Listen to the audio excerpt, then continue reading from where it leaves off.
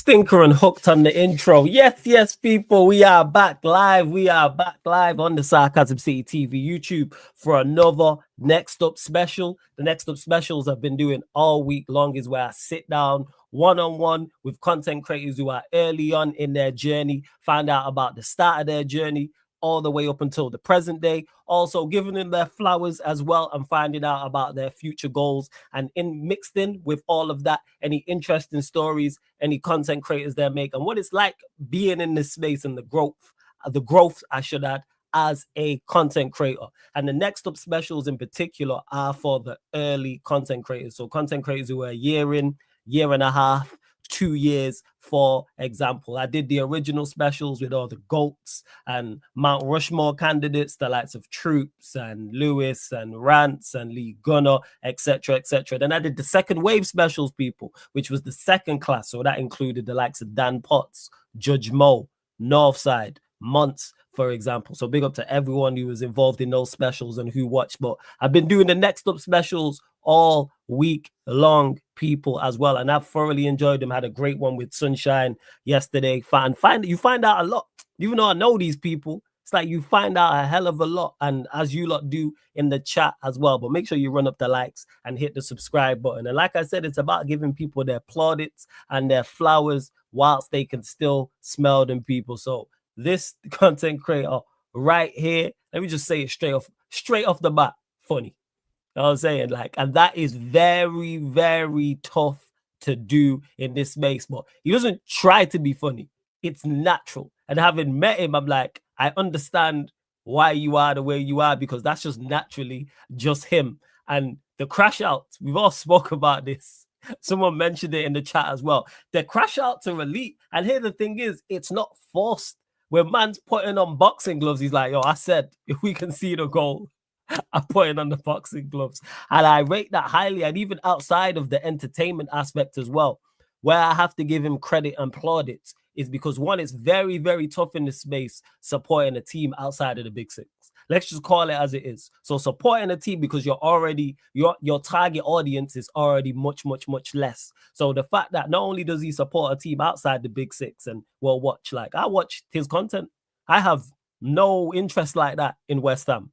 I don't particularly like them. I don't have no beef with them. But when he's making content about West Ham, I'm involved. I'm invested. I'm watching the crash outs. I ain't a Millwall fan. I ain't a Chelsea fan. There's no beef with West Ham where I get enjoyment from West Ham doing poorly. But I will 110% watch him, and that's credit to him. And this is why you see bigger content creators who support clubs in the Big Six reach out to him, because they don't have to reach out to anybody. And also his knowledge on the game. And he's in a tough spot, like I mentioned, not only supporting a team outside of the Big Six, but because they're doing poorly. You know how many people would just pack it in? You know how many people like wouldn't want to? Not only is he on his platform, he's going on bigger platforms to talk about it. For example, works with Carefree Lewis G on Capital Conflict. That's already the fucking Lions then. Shout out to my brother Lewis every single time. But you know what that channel's like. You're there with the likes of Lewis. You're there with the likes of Jay. You're there with the likes of Northside. And it's a predominantly Chelsea comment section. Ahmad is just there, boxing gloves on, ready to take on all comers. And again, I respect that and rate that highly. And also being critical of his team. And not only being critical of his team, and I've mentioned this again, outside of the Big Six, ownership, because it doesn't really get traction like that. It's not really spoken about when ownership is doing terribly, and it's not a Manchester United, it's not a Arsenal, it's not a Chelsea, it's not a Liverpool, etc., etc. But he's going to continue to thrive in the space as he has, and you see him doing other types of content as well. And that's credit to him as a personality, that it's not just all football based. He's doing his reactions to different things. He's talking about music, etc. He's running game and he's playing pro clubs. So without further ado, going to introduce him. My Don into the building. My like GVO Mikes is in the cut. Yes, Mikes. What are you telling me, man? Oh, good, man. It's a pleasure to get one of them intros, man, because I've been watching the specials. It's a pleasure. So that gassed me. I can't lie. That gassed me, especially. Yeah, like I'm gassed to be here. I'm gassed to be here because I've been watching all of these. And thank you for having me on. And big up to the chat as always, man. It's great to do one of these, man. It's great to do one of these. And it's great to actually get you on. And I do see you, and I've seen you in the chat on previous ones as well. Big up to Zare. I see you in the cuts there. Did one early on this week. But you lot, make sure you subscribe to GVO Mike's. Subscribe to Mike's channel. It's GVO Mike's. The link is literally in the title. I'm going to add it underneath for the description in a second, but the link's in the title. So you click the link, opens up a new tab, go subscribe to Mike's channel. Make sure you run up the likes on here and hit the subscribe button, whether you're watching live right now or watching this back as well. So yeah, Mike's two-part question, but I start with the first half of the question as well. Your introduction into watching football content creators. Who was your introduction, and like when did you start watching around? It would have been around the 16-17 season, I think, where like Aftv, that was like prime like crash out season. Like, so like, yeah, legit. Like, bro, we was going into school talking about, hey, you see these Arsenal fans just crash out. Like that's what we were doing, because we're seeing Troopz, we're seeing Claude and Ty. That was the era that we all thought, like, oh my days, like people were going on. We were going on the YouTube to like talk about football and stuff like that as well. Because I don't think I ever seen it before that. Like the only other time was like Filthy Fellas, and it wasn't like serious. So it was like I was mainly just like watching Poet and Vuj and stuff like that as well. And for me, AFTV was like the first time where it was like, okay, regular content. Arsenal were doing poorly, well, even poorly for their standard at the time, with Arsene Wenger. All of that stuff. We're just watching Troopz for the first time. Like, because other than that, I'm just watching like football challenges videos where it's like all the mainstream YouTubers doing like crossbar challenge and stuff like that as well. But like football fan content, that's like the first like proper watch. I didn't know about anyone else apart from that, and like Andy Tate of like the United channel. That's the only Andy Tate, man. Was it you got the job on a technicality? Yeah. That was like one of the first rants I've ever seen. Like, I don't think it was that, and just Troopz going on a mad one. Like I think I could recite a lot of Troopz's old fan cams. I could definitely, because the amount of times I was watching that. That was like the era. Trust me. Yeah. AFTV them times, yo. Absolutely elite of elite content. But go on, carry on. So 2016-17, got it. Yeah. 2016-17 was like watching AFTV, and I'm trying to like think who else would that at the time. I was Troopz, Claude and Ty. Those are the main ones I'm going to, because I'm just trying to rest in peace to Claude, because like the arguments between them two were just funny, and just Troopz going on a mad one. Those were the main ones. It's just that we're going for them and just seeing where's them. But you're just in a rabbit hole. Then you find out, oh, there's United channels. Oh, there's Liverpool. There's Chelsea. There's everyone. But it all kind of started in 16-17 season.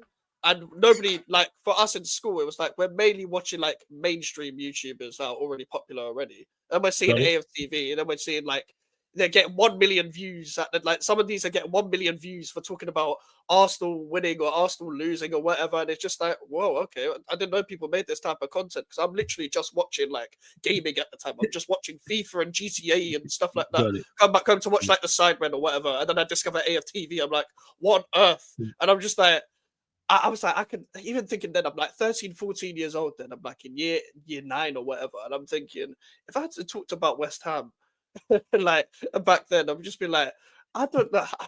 I don't know what kind of reaction I get. You would have been on a matter. Look how you are now. So even younger, in school. Oh yeah. In high school. Yeah. School was mad, and that's like, and to be fair, that's around the time where, and this isn't my first channel, so it's around the time where I started doing YouTube, but it was different. Back then, it was different.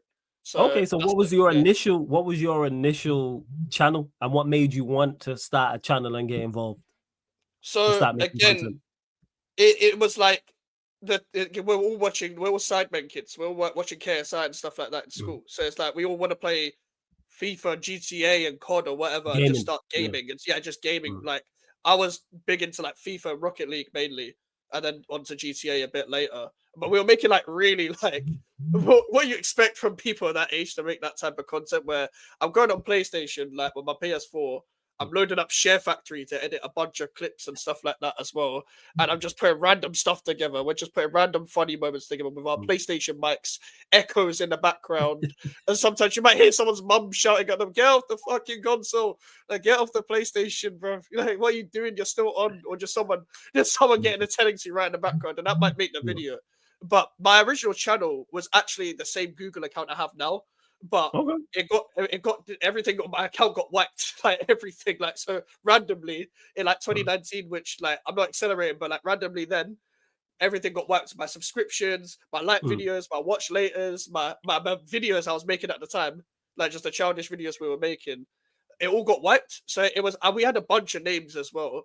Like, but I can't even say all of them because some of those videos are actually still on YouTube, but on other channels. So if I say the names of the channels, they'll get found. And like, I'm not trying to you don't say want to get that. Yeah, you ain't trying to get them. I hear that. I hear that.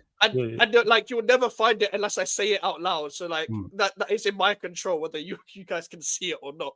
But it was FIFA content, GTA, all of that stuff. I wanted to make content just because we're thinking, we could that's be what you was YouTubers watching. one day.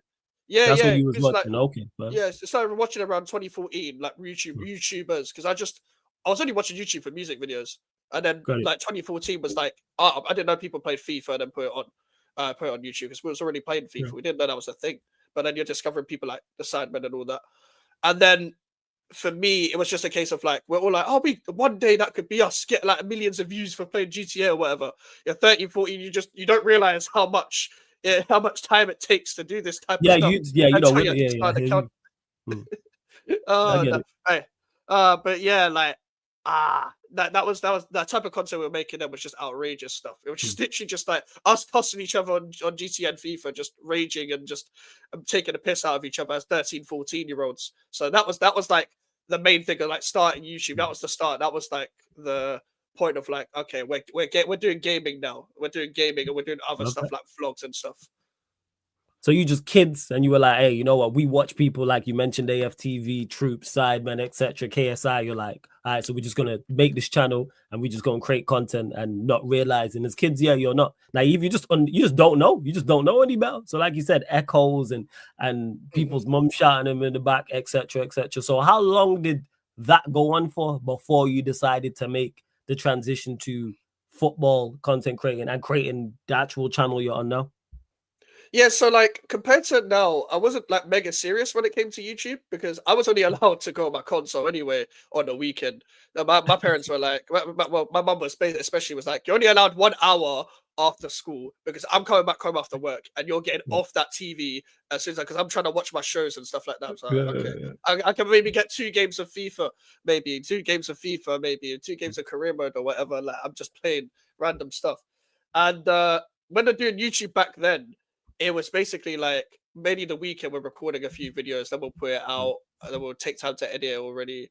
And when that went on from like, because mainly when I was in school for like, I'd say 2016 to like 2018. And it was mainly because like when people in school started finding out in it, like it was long for me because like people were going at me for my videos. I was like, oh, for God's sakes. Was it? So you was having what people were saying stuff in school about this? Yeah, man. Yeah. So when it got found out that I was doing videos and stuff like that as well, this is before the era of like putting your shit out your story and then sharing that shit because there was no Instagram story until like 2018 or whatever, and that's when I stopped doing it. And like I was just getting like, it wasn't bullying, but it was like, oh, you're doing this video, yeah. I'm just getting taken a piss out of every single day. Every time I come in school, it's like, oh, you think you're a YouTuber, yeah? Oh, you just because you hit 100 subs, yeah, and all the list. It's just like, like that, people with chats like that, So like, but like in school, it was a bit different. I wasn't like liked in school, so like people were using it against me. It was just like, fuck's sake, like I've got to like just keep doing my thing or whatever, like and do whatever. But it didn't last long because like we just lost interest. But the reason why there's such a big gap in between like that channel and this channel, because I started this channel in 2021.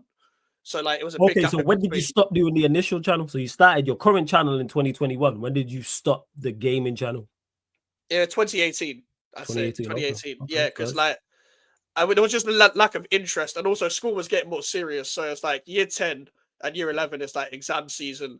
I'm doing my mock exams and stuff like that. So there wasn't really any time to do any YouTube. to be honest with you. Right. And it was just mainly I was doing, because basically some people don't know this. I used to rap, so like I was Okay. doing music and stuff like that as well. Okay. So I was mainly spending the time that I wasn't revising and stuff, writing lyrics and stuff. So like I've In stopped doing Boston. it. Yeah. So I was like, I was already writing, but in 2018 I got more of a chance to do that because I was like, there's no time to do YouTube. I wasn't allowed to go on my console either anyway, really that much, until like I finished my exams and stuff. And like I was playing the PlayStation in like a spare room in my house, so it was like my mom can see me at all times downstairs. It's just like, is that for God's sakes, man? Just leave me alone. I'm just trying to play FIFA. I'm You just just trying try to to play run. FIFA, but Yeah. I'm I just hear trying to that. run FIFA, trying to run GTA, all of that.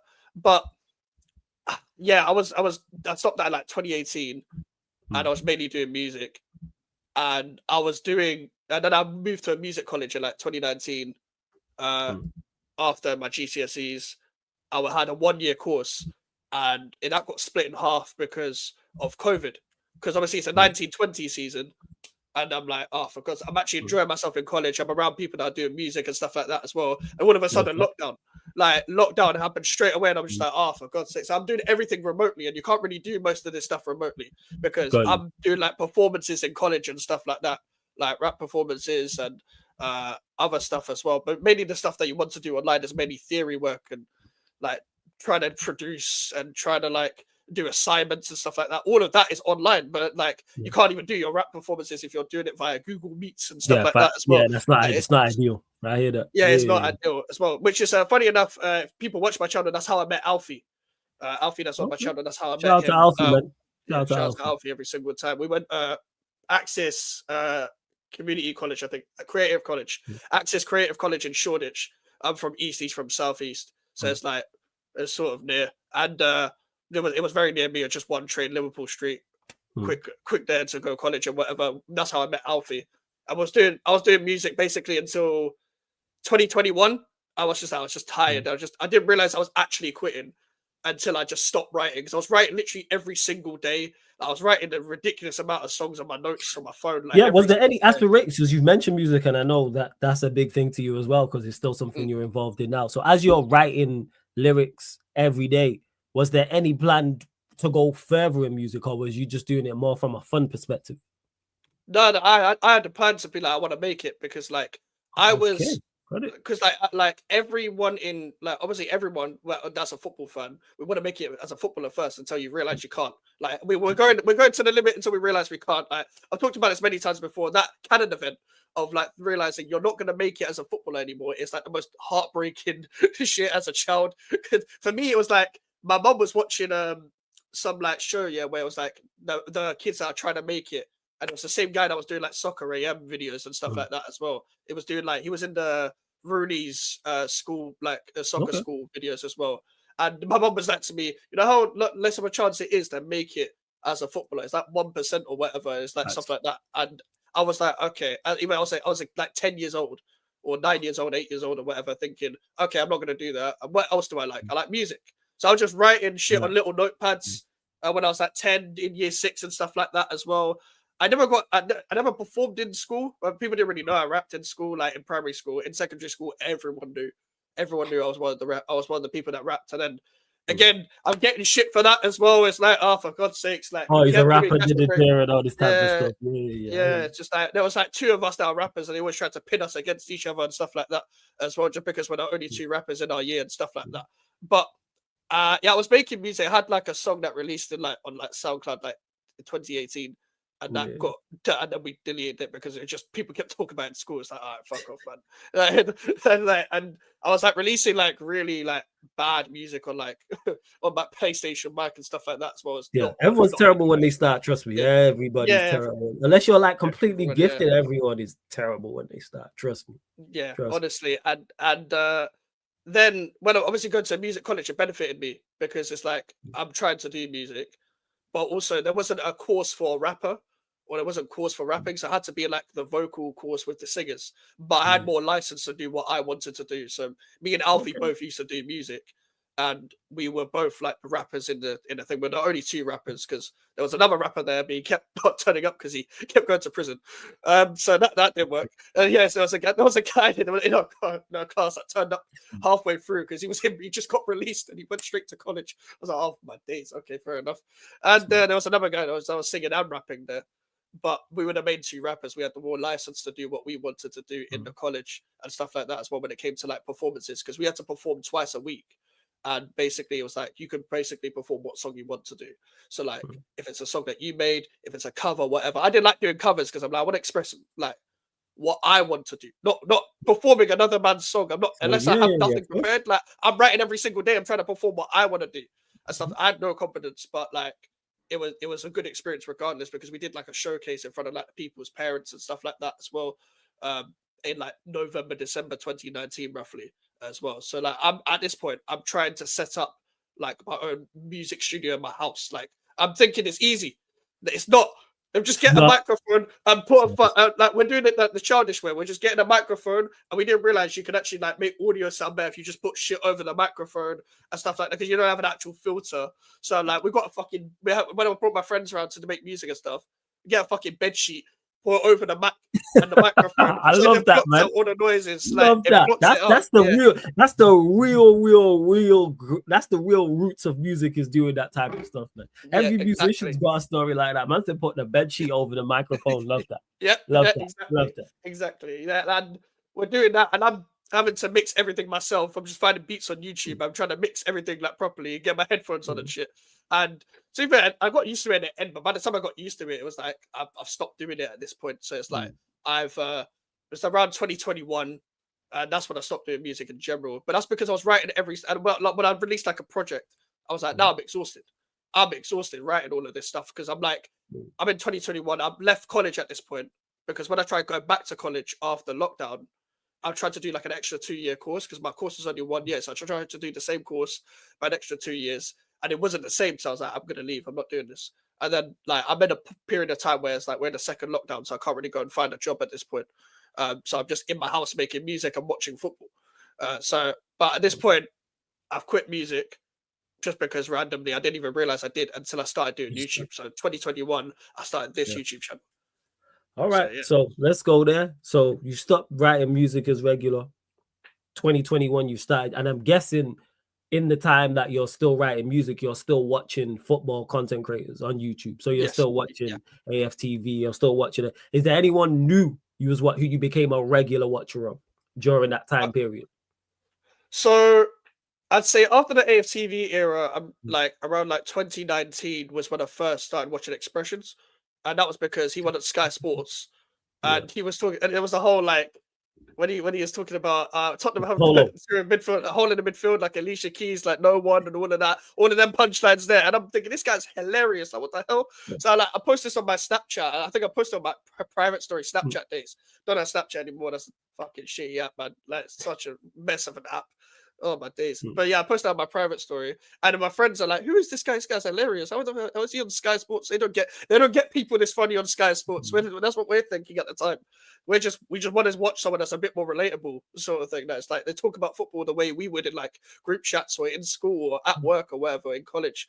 So like Expressions was like the next one, and then I think I was watching like Blood Brothers at the time with AFTV, so that's when Blood I first Brothers is classic. Hey, Blood Brothers is classic, like classic series, yo. Blood Brothers was exceptional.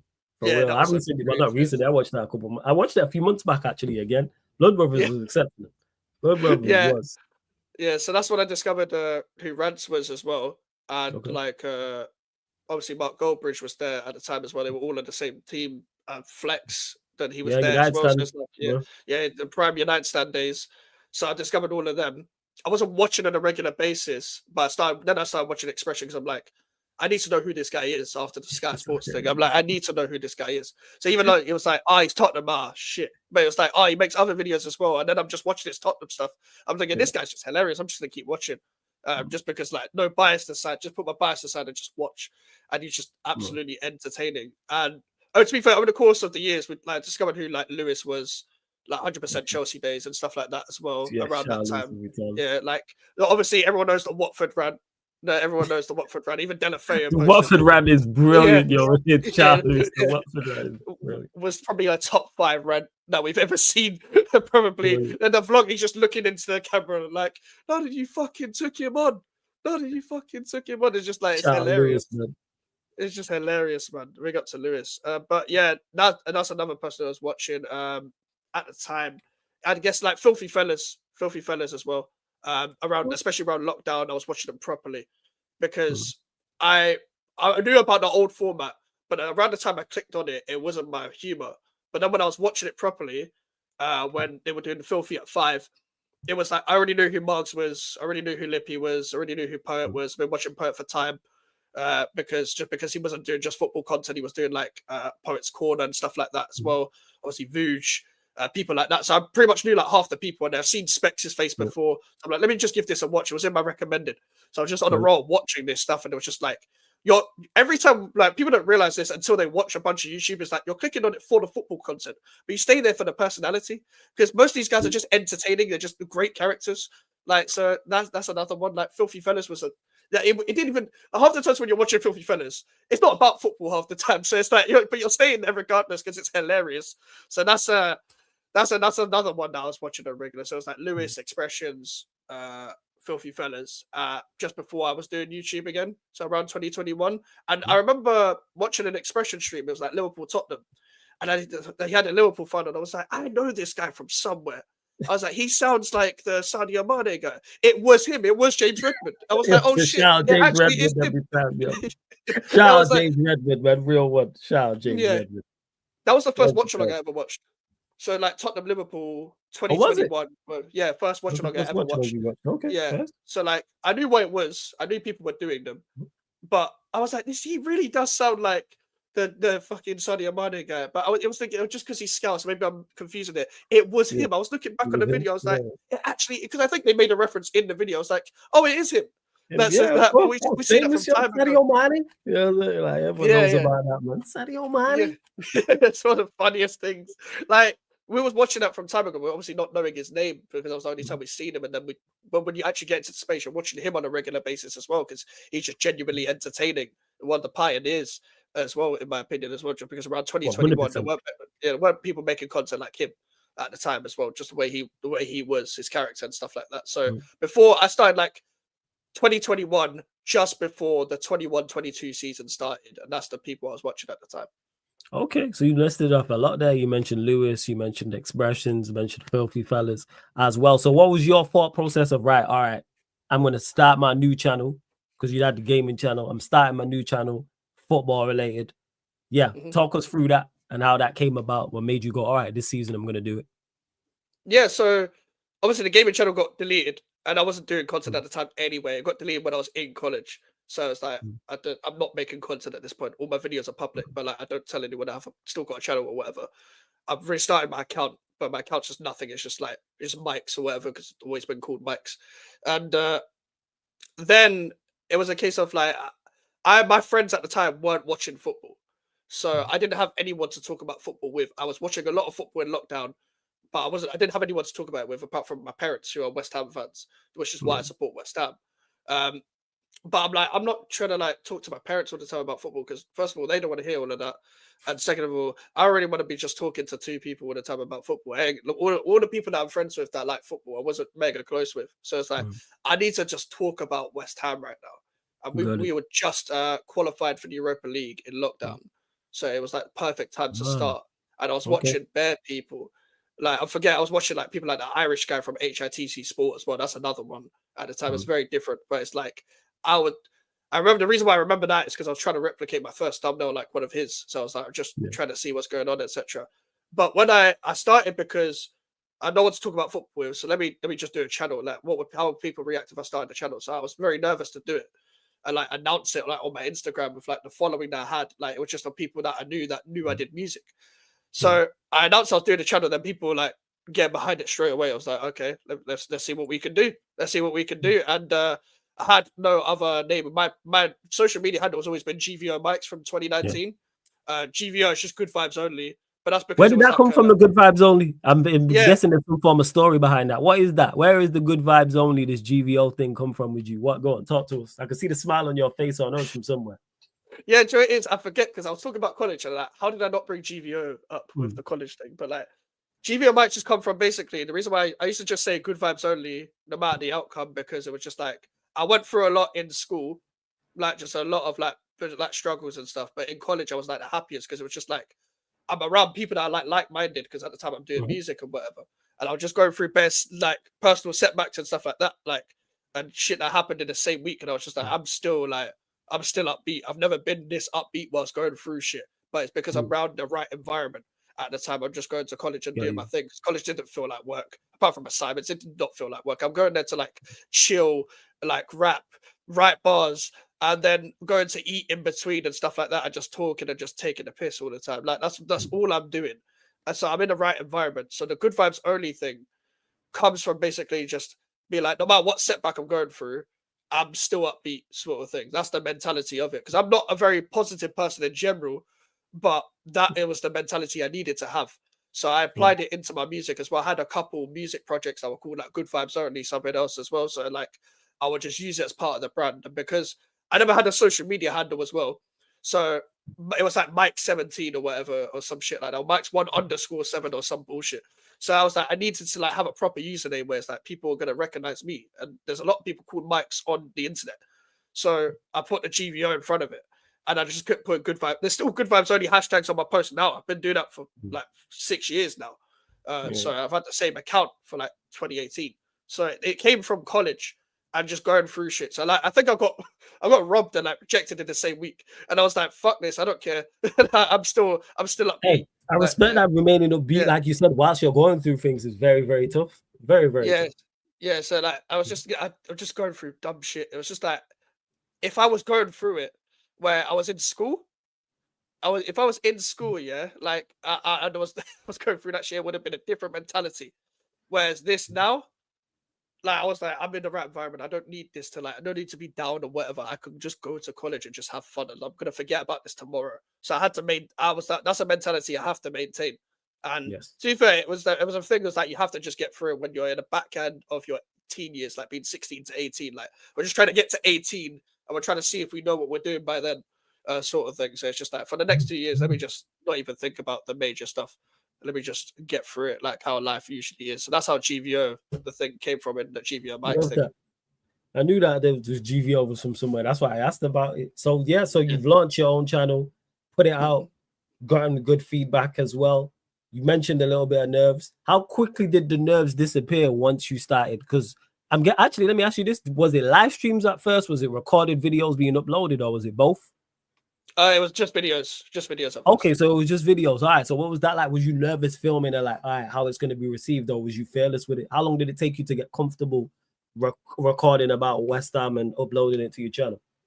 So because I started doing vlogs initially in like the 21-22 season, yeah, 21-22 season, yeah. And I think my first video was like me just talking over gameplay. Mm, So it was basically just predicting the Premier League season at the time. I mean, just talking over yeah, gameplay. I was very nervously or whatever. So I was nervous then.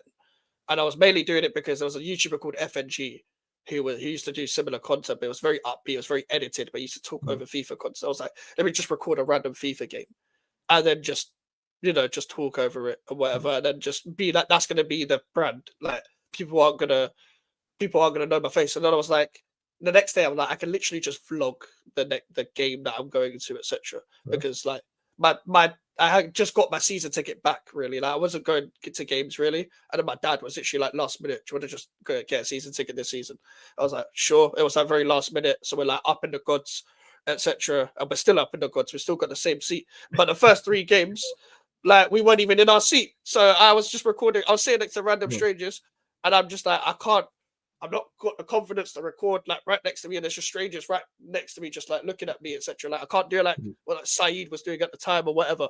yeah, And I was, I think I would say the confidence kind of just came in more so just recording in my house when I started just doing videos, when I started mm, just doing match reactions and match previews in my house, and that became like a regular thing. I think the confidence came about then, but properly confident, I would say it didn't really kick in until last year. if I'm being real, because I wasn't really knowing what I was doing until like the end of 2023 to 2024, where the confidence kicked in. Even though I started in 2021, it was a case of like, I'm just trying to get used to this, I think. And it was just like, I'm just going to talk about what I want to talk about. And I think it was actually like, I think it's because it's the worst West Ham got. There was more things to talk about, to be honest with you. Because when we were actually good, it was like, yeah, this person needs to start. Yeah, I think we probably won't lose as much as we used to, or whatever, when we were like 6th or 7th, and then we took a massive fall off.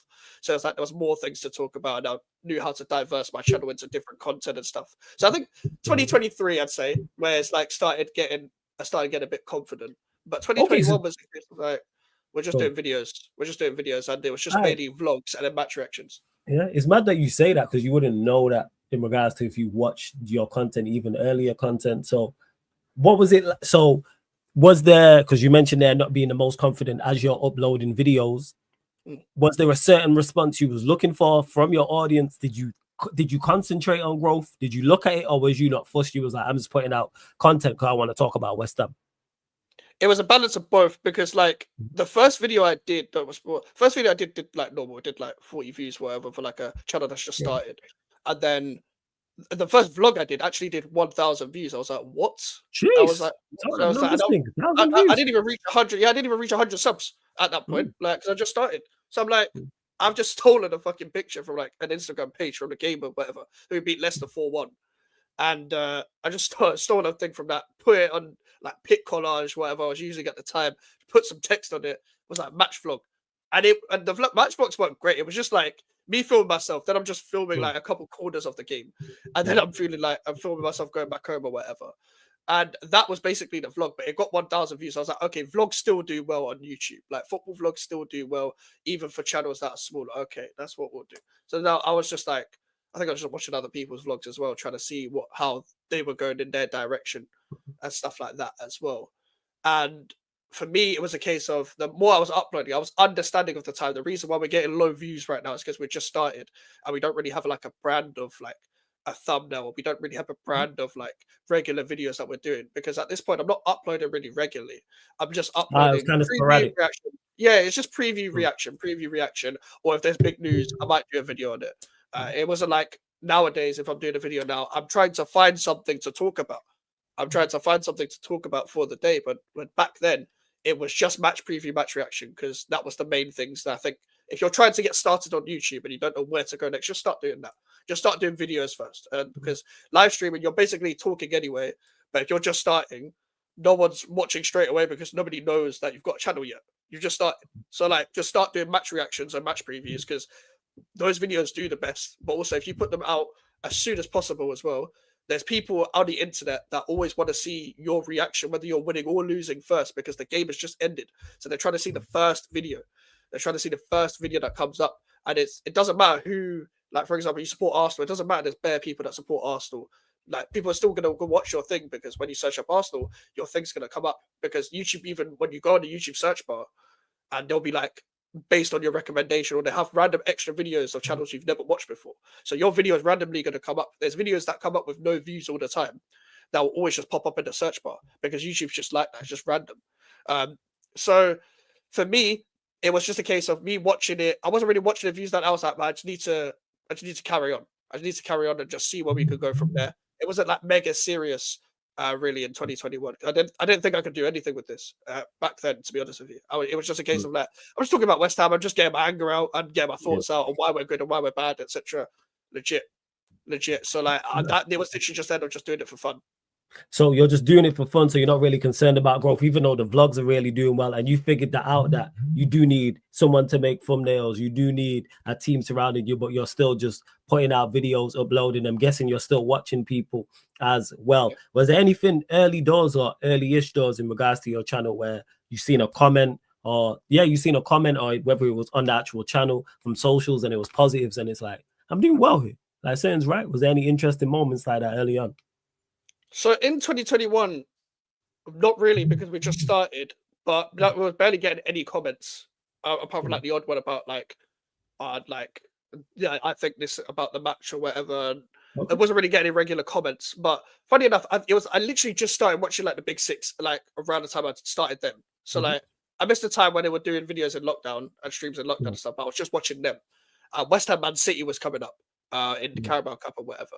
And I noticed when watching the show that Big Steve responds to all his DMs. So I was like, fuck it, let me see if I can get a preview. Like I didn't know about StreamYard, by the way. So if he had said yes to this, I would not know how to set up. I would not know a single thing. I didn't know StreamYard was a thing. I would just record it on my phone.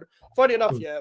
If I can find it, yeah, it's right here. So I was recording like this thing here. I just put my phone on this. By the way, this is a shaving charger. This literally just charges you shaving your face and shit. This is literally just a shaving charger. That's what I was recording my videos on. Like I would just put my phone on that. I had nothing to stand up my phone. So I literally just got a shaving charger that I still got. I just put my phone on it. And I didn't know about like StreamYard or whatever. But I DM'd Steve on Instagram. And I was like, can I get a preview? I was like, I would actually do it, but I'm genuinely really ill. And he was really ill because he sent me a voice note, like randomly to me, like, I'm really ill. Yeah, and he didn't know who I was as well. So he was like responding to everyone. But he followed me after that. He still follows me to this day. Shout out Big Steve. Yeah, Big Steve was like my first somewhat in YouTube interaction. When it came to all these YouTubers, like when it's in someone's chat or whatever, that Steve was the first one. That was the main thing that came up first. Whereas like in 2021 to the 2022 season, it was mainly just about getting to 100 subs.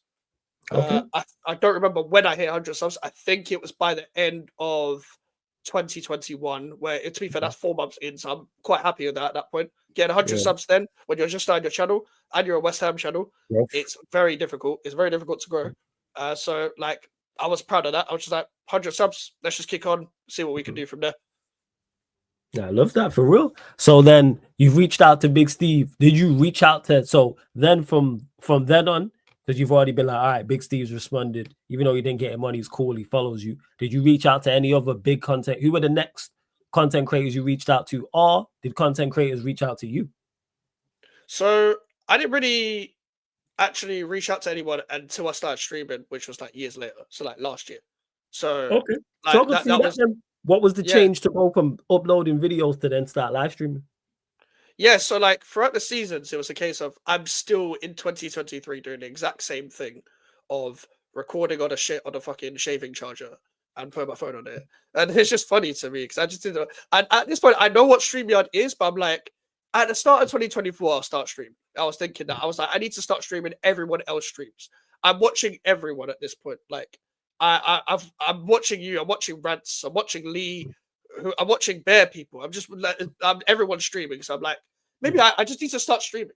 I think I reached out to West Ham Tottenham was coming up. I think it was like I reached out to Henry Wright, and he responded, but he was busy at the time. So I was like, okay, cool, but at least it's reachable. So I'm like, okay, it's possible to reach out to content creators while still not being like big or whatever. So I'm thinking in 2024, I need to start streaming and whatever. I need to actually grow my channel, and my whole goal in the end of 2023 was get to 200 subs. Get to 200. And I got to 200 subs right before the end of the year. Right before the end of the year, I got 200 subs. I was like, okay, we can do something. And I don't know why I thought at 200 subs I thought I could do something, but it was a case of like, I think it was a thing of like, I just keep gaining 100 subs per year or whatever. So now at the start of 2024, I was like, my target's 500. Forget this whole 100 subscribers per year. We're making the push. And funny enough, I'm just looking on the internet to see if there's any opportunities content creator wise where I can throw my name in, whatever. And the big thing that came around for me was George Achillia was doing Do All West Ham Fans Think the Same video. I was like, if I can manage to get myself in this, that would be mad.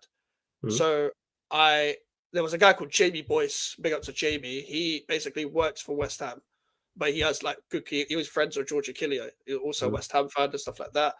And so he was like, yeah, if there's any West Ham fans, let me know. So I was like, let me just shoot a DM. I rate that still. I rate that. Yeah. Like I didn't realize it was possible until the whole like Big Steve, Henry Wright, whatever. I can reach out to people. So I DM'd him and it was like, I'll let you know because we should have some people available because a lot of people were like dropping out and stuff, or they just weren't busy. So with West Ham YouTubers, I think Lawless was meant to be on the shoot, but he was busy. Shout out Lawless. E20 was meant to be on the shoot, I think, but I think he was busy as well. Shout out E20 as well. And then they basically told me where it was. I've got in at this point. Love that. I'm on the shoot. I think this is January 2024 or February So what's 2024. your Very thoughts on that as that's happened? Because that's not no minor scenario. So what yeah. you've you've sent the DM, you've managed to Mhm. get on the show. What's going through your mind? Like, oh geez. Because bear in mind Yeah, at this point, I think you're on what? You're like not even at 200 subscribers just yet.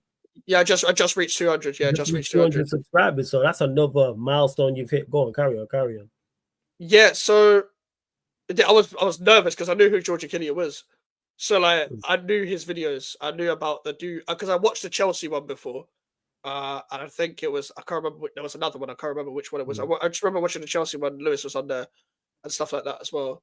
So I knew what kind of concept I was getting into because I watched similar concepts like outside of football. So I was like, okay, I know it's going to be like an agree or disagree type of thing. Um, so I'm thinking, okay, I'm nervous here. I can't like, I'm a bit nervous. This is gonna be my. I'm not. I've just reached 200 subs and I'm going on a shoot. I'm going on a video shoot essentially. So it's like, what on earth? I'm like, what on earth is going on? So when they told me where it was as well, it's like I think it was South Woodford, which is not far away from me. It's not fun. It's not completely far. It was like near where I went to school, kind of. It's like a train journey from where I went to school and stuff. And I was like, okay, all right, I'll meet at this time, meet at this venue or whatever. The venue is some random place. It's like it's a random warehouse or whatever, but it's a studio. It's a random warehouse. It's like Google Maps were trying to tell me I was going the wrong way, even though I was going the right way. Like I was going the right way, and Google Maps was like, no, this way. And they were taking me to some random place. I was like, no, bro. I was like, no, I know where I'm going. Outside of South Woodford Station, I'm walking. It's like that's kind of east. And when I actually get there, funny enough, I'm one of my childhood friends is there. But I didn't know he did content. I had seen him in years. Small world. Yeah, that's mad. Yeah. Yeah. So shout out to Alex. He works for like the Daily Mail, I think, and Eurosport for like he does like West Ham articles and stuff. So our mums know each other. So when you watch that video back and you spot a guy called Alex, that's like my friend from back in the day. Just because our mums knew each other, and we were like, "There's no way you got here as well." And it was like, what the fuck? Like we haven't seen it. Literally, haven't seen each other like over a decade.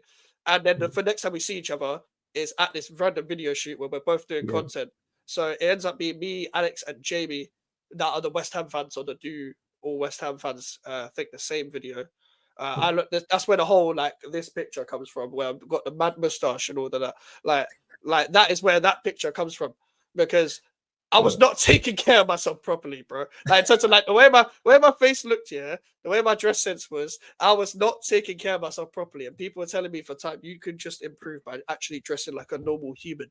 Like just stop wearing shorts all the time. Stop take your actually shave on your face sometimes. I'm like, and it's just the joy is it's a case of I do that all the time now, but it was so long. It was just long shaving all the time because I could grow a mustache, but it's random hairs on my face that just grow. So I'm just like, I'm not gonna grow a beard. I'm not gonna just let it grow in it. So I'm just like, all right, cool, whatever. But then I looked like a mess at the start of last year. I was like, oh my days, what am I doing?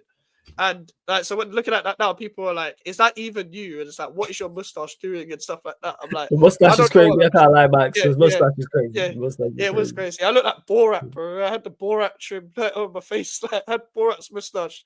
I was like, that's what it looked like. When I look back at it now, I'm like, bro, what was I doing? What was I doing? So I just had a West Ham top and just shorts. Yeah, that were actually not. Like I shouldn't be wearing those shorts anymore. I should be getting better shorts as well. So I'm not taking care of myself. But so I look like a mess on my first video shoot, but it's like I don't care at this point now. I'm here. I'm here to make a name for myself. I gained like 10 subs off the video, so I was like, I'll take that any day. I'll take that any day. So like, it was us three there. That was a great opportunity. That got a few thousand views. So I was like, okay, I want a spotlight here, and that's like for me, that was mad. It was to tell people. So you said you was nervous because obviously you knew him. What was it like being there and actually filming and let the people know what the content was as well? Yeah, so it was do West Ham fans think the same. So basically, George will read out a statement from behind the camera, and it'll basically say you got to go one way on like agree, strongly agree, or strongly disagree, or disagree, or whatever. One side of either the thing after reading out the question, and that was basically the concept of the video. But I was quite nervous just in general until like we got really into the video, like halfway through, like a few questions in. Now I know what I'm talking about. It's just very like there's a camera right in your face. It's a microphone right here. It's the first time I'm doing any of this, and I've got to like try to articulate myself properly. Well, I want to get my points across and be in like a debate, but it's like on camera, and the camera's right in my face. I'm in a proper studio. I'm not doing this on my phone. I'm doing this on a studio. So it's like that's the first thing of like proper content where it's like, okay, there's big lights here. You gotta fix up. And to be fair, I didn't do badly, but it's just like you can see I'm nervous in the video from the start, and then when I get used to it, it's like cool. I'm myself, sort of thing. I'm just talking West Ham, but it was very nerve wracking at first, very nerve wracking because I ain't done anything like that. I ain't done anything. I ain't met anyone in content creation at that point. So they're the kind of Georgia Killier and Jamie are like the first people I've actually met in content creation because I knew Alex before. First. So then you've done that, and did you see, because of that's gone out, and you mentioned there the subs as well. So then what was the next steps after that? Because now you're moving at a certain pace. Did other content creators reach out to you? Did you continue to reach out to other content creators as well? What's the next step? I'm guessing you reached out to some more content creators, if I'm right. Yeah. So I was started streaming at this point, and the main streams I was doing was just watch-alongs to non-West Ham games because I was watching West Ham games with just my mum downstairs. So I was like, I'm not gonna just go on camera and just start watching with my family and stuff, and then just start doing watch-alongs straight away. So I was like, okay, here's what it is. I would start doing watch-alongs to other games, and to be fair, those were doing quite well for a channel of that size. And it was that was actually the start of gaining a proper audience, where I'm doing videos slightly more regularly. I'm not uploading every single day, but I'm doing news videos. I'm giving my opinion on certain things. I'm giving my opinions on people chatting shit about West Ham in the media, and I'm making my response video because it's those do well, but also they're just chatting shit. I'm I've got a platform for use it, because then when I just chatting shit about my club, it's constant talk sport nonsense. I'm trying to tell people stop paying attention to these guys that are just chatting shit. I'm just trying. That's my main whole thing. It's I'm trying to tell the truth here. Other people on YouTube, there's a lot of West Ham fan channels on YouTube. Go watch them. Don't watch Talk Sport. Don't watch them. Just go and watch West Ham YouTubers. It doesn't even have to be me. Go watch someone. Because they at least support the club. They support the club. They watch the club. These men do not watch us. So there's no point doing that. So at this point, I'm just streaming. I'm doing videos. And also at this point, I nearly forgot this. I'm finally open to TikTok as well. I was very against doing that. Very against doing TikTok and stuff, just because I thought it was a bit of a weird app, just from the outside looking in. But funny enough, it was going to a West Ham game and stuff. There was a West Ham Crystal Palace game. I was on a train going to Stratford. I see my friends. I see people from school that I haven't seen in years, and they were talking to me about content because they were still following me on socials and stuff, and they were talking to me about just general content. I was they were even saying to me, you should probably just start doing a TikTok as well and start putting clips on there. So I was thinking about it. I was like, I should probably start considering that because everyone's on TikTok and stuff, but I didn't know about the TikTok world at this point. So and this is before the Georgia Killier shoot, but it's in end of 2023. So I open my TikTok account end of 2023. I'm not going to scroll through TikTok. I'm just going to upload videos and just carry on. I'm just going to. So at this point, it's screen recording. I'm just screen recording my videos. I'm screen recording a clip from my video. I'm putting it out there, and I'm like, oh, this got 100 views. This must mean it TikTok views is different to YouTube views. So then I'm getting to know the short content game. I'm getting to know the content game in terms of short form content, in terms of how that works and stuff like that as well. What makes a good short video and what doesn't, as I keep going on, etc. So then I opened that, and then I was streaming on my channel, started to gain regular subs through either Twitter or just people discovering my videos randomly. So my first three regulars were Josiah. He's a West Ham fan. He follows me on Twitter. We've been talking for a bit. A guy called Fuego. He was a Mexican West Ham fan who lived in America. And a guy called Blank, who's still watching my channel now. Josiah does as well. But Blank is a Real Madrid fan, but he just started watching my watch-alongs because I think it's because I did a Real Madrid watch-along. Then he just started watching all of my streams and stuff like that. So they're the three I'm seeing all the time in my comments. My first regular commenter was a guy called Jody V. I remember this just because it was random West Ham videos, always putting his opinion there. Sometimes I still see him now and then. So big up Jody, my first proper commenter ever. So first regular on a regular basis and stuff like that as well. So I'm gaining regular people watching the channel and stuff. So the videos are doing fluctuating depending on the result, of course, depending on how we've done. So I've got TikTok now, and I'm doing YouTube lives. So I think the next time I reached out to someone was months later. So I'm doing TikTok videos where I'm also previewing on there, doing match reactions on there for West Ham games. And the problem is they do well if they don't get copyrighted, because there's a weird copyright system on TikTok where I'm not showing any of the game. I've just put the result in the thing, and because I put the result, there's probably some bot thing that takes everything down to do that's got the Just 'cause you result put the in the result. title, or whatever. So you got to like get around that, and I kind of just gave up with doing West Ham content on TikTok specifically, where it was like a game match reaction, because it kept getting copyright. So I was like, I'm just going to use the TikTok to talk about random things.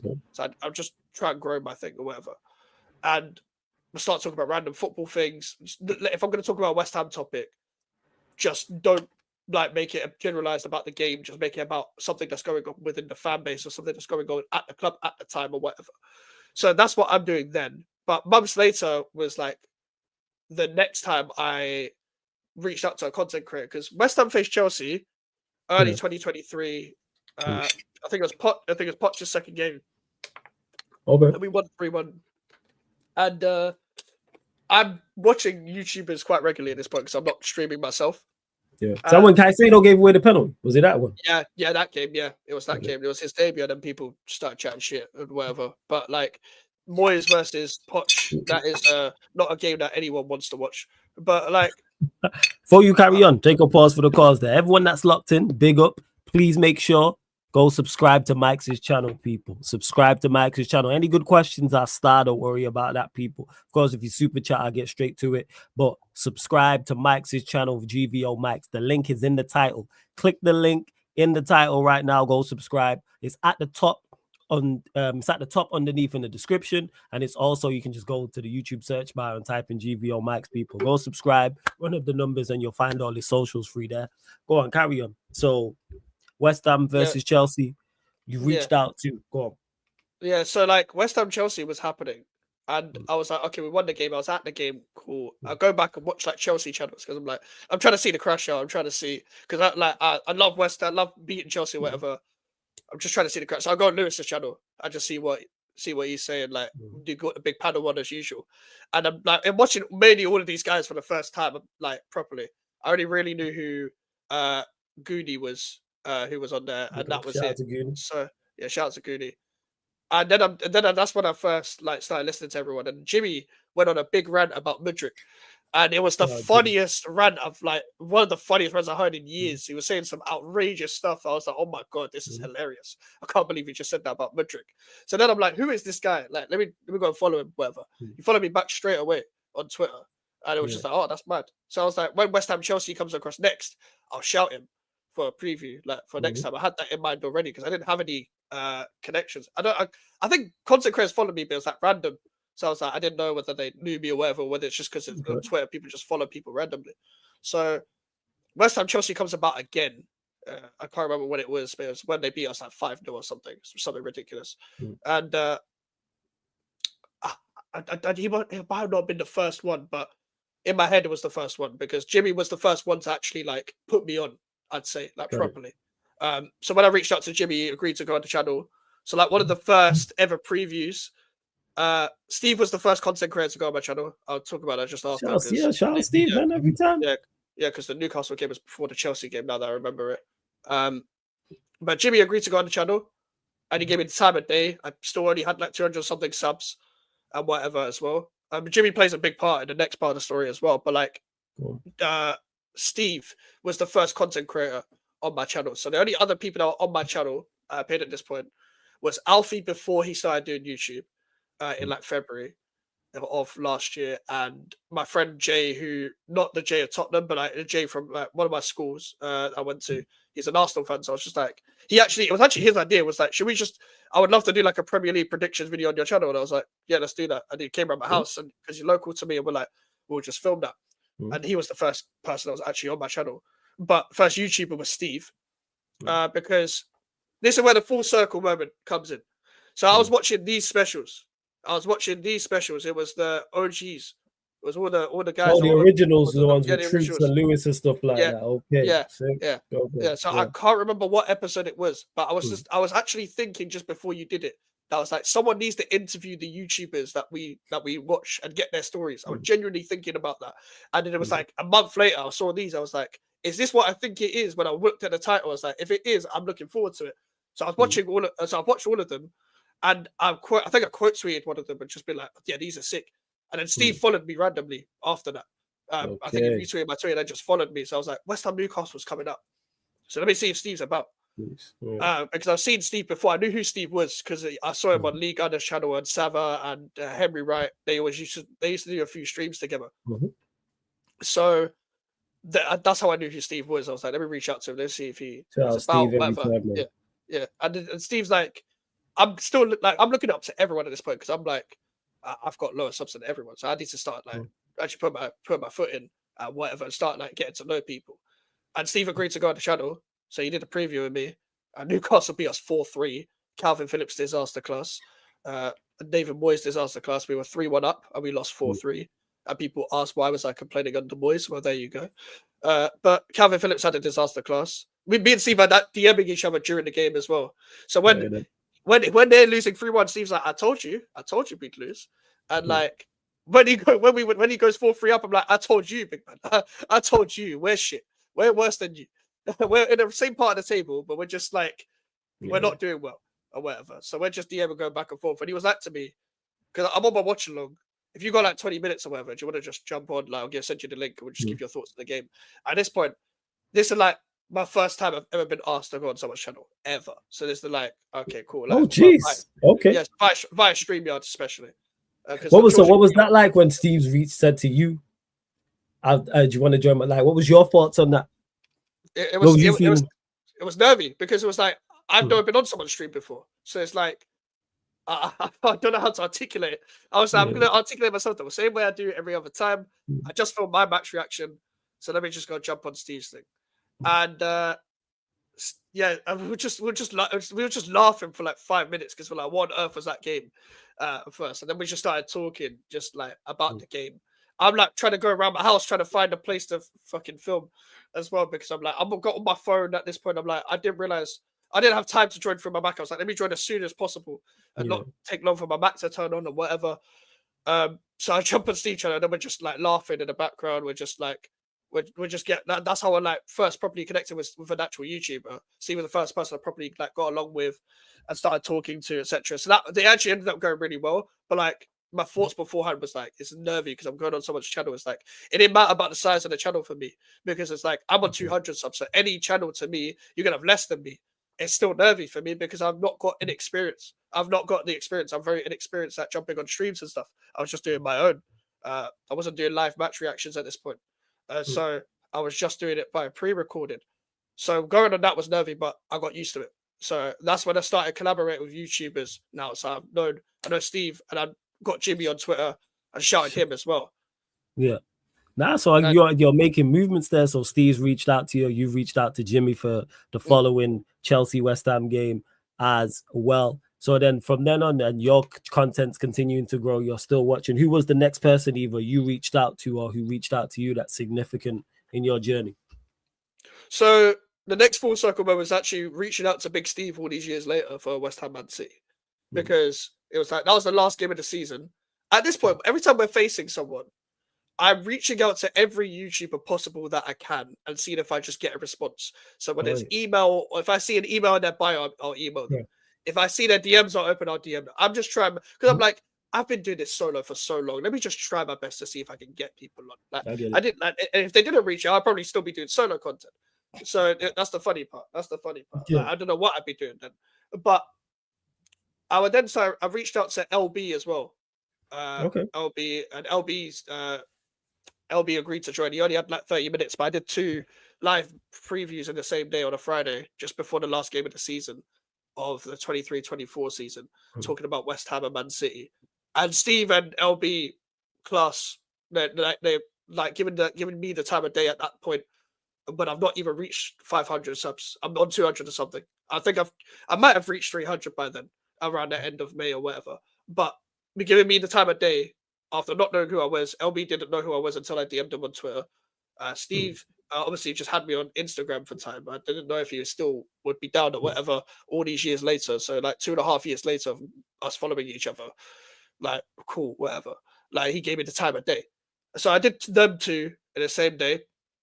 And it was and that was mad for me because it was just like, it's mad. And then my friends DM'd me, be like, there's no way you just got Big Steve on your channel. And it's like what on earth? Like, you just got Big Steve on your channel, you're making moves. I'm like, Hopefully. I'm just like, I'm not getting ahead of myself. I'm just seeing. What was that like when he said? Obviously, you've spoke to him previously. What's that like? Because that's no small feat getting him on your channel. So what was that like? It was mad because I'm sure I've skipped another part, but like I'll go back to it. Basically, I went to the Big Six of the first Big Six event. Again around February times 2024. They were doing the whole back your chat, and Steve wasn't on the Big Six at this point. It was Hugh. And then I'm meeting all the Big Six for the first time, and I don't want to be the guy like, oh, I'm a YouTuber, guys, like subscribe, we should work. I don't want to do all of that, even though it's networking. I don't want to do it the forced way. I never wanted it like, I was like, if I'm going to be in the YouTube scene, I just don't want to beg it.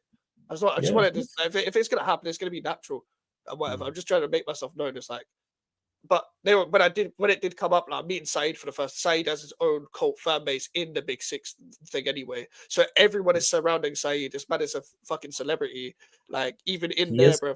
Like every time he goes to London, it's like he's definitely the most talked to. So I met Matisse for the first time. Met Troopz, Turkish. Troopz. Big up the whole gang, man. Big Six shout out Turkish, man.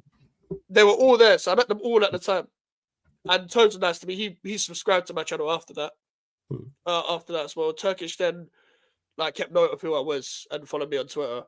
I'll be and other YouTubers there as well. Big up Back in the Net podcast, Matt, Arsenal fan. He was on Do Arsenal Fans Think the Same as well. So when we saw each other, we recognized each other from the George Achilles videos and stuff like that as well.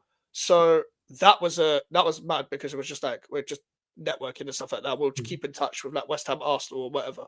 Because at this point, West Ham, Arsenal played each other twice. We'll connect for next season. We just stayed in touch because he was local as well. I can't remember if there was any other YouTubers there. I don't think there was. But that was the first Big Six event. So getting Steve on was mad. Getting Steve on was mad because it was just like I just don't expect anyone to give me the time of day because of the channel they have and how big they are, even if you follow me or not. But they had time. They gave me an hour or whatever of his time. So it's like we're just breaking down the game, we're just talking about the game, we're just like the stream went well as well. The best part about it is like I don't really care who I collab with. I don't care. It's just like if I do go on your channel for the first time, let's see if we get along. And if I'm going on your channel, I just want to know if it's going to be a good stream or not. Like if I've collaborated with you before, I know if it's going to be a good stream or not. Because it's not a case of like big YouTuber, small YouTuber. I've turned down going on streams before, like various channels sizes, just because chemistry. When we did, the chemistry's not. Right. It's not there. It's not there. So it's like, with all due respect, like you're a respectful person, but it's like we don't get along in terms of just like when the stream wasn't going to be good. There's not going to be vibes. The stream needs to be a good stream, like just basic shit.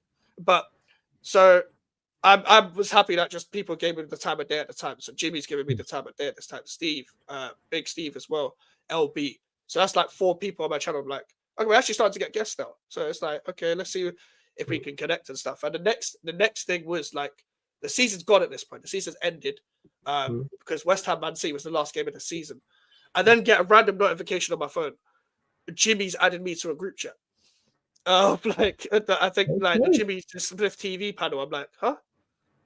Me? I was thinking, what the hell? And just like I'm with a bunch of Chelsea fans. Stuff like that. I'm just looking at the group chat. I'm looking at the names of the group. I'm just like, what on earth? I'm like, I've recognized these people. So I'm just like, what on earth is going on?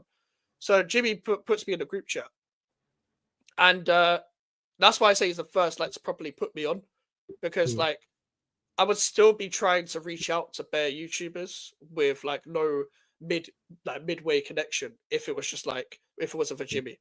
So Jimmy's put me in a group chat at this point, and I'm like, okay. He put the link out for one of his streams. I didn't click on the link here because the reason why I didn't click on the link is it was like bare Chelsea fans. So I was like, if I click on this link here and I'm joining, it's like, does it even make sense? And are these people going to even get along with me? It's like, well, it's like, fuck off, you're a West Ham fan. So I don't, because I'm not, I know people, but I don't know them. I don't know any. You don't know them like that. I get that. So I don't think just tell me to like fuck off or something like that. So I'm just thinking, okay, let me just watch what streams do and stuff like that.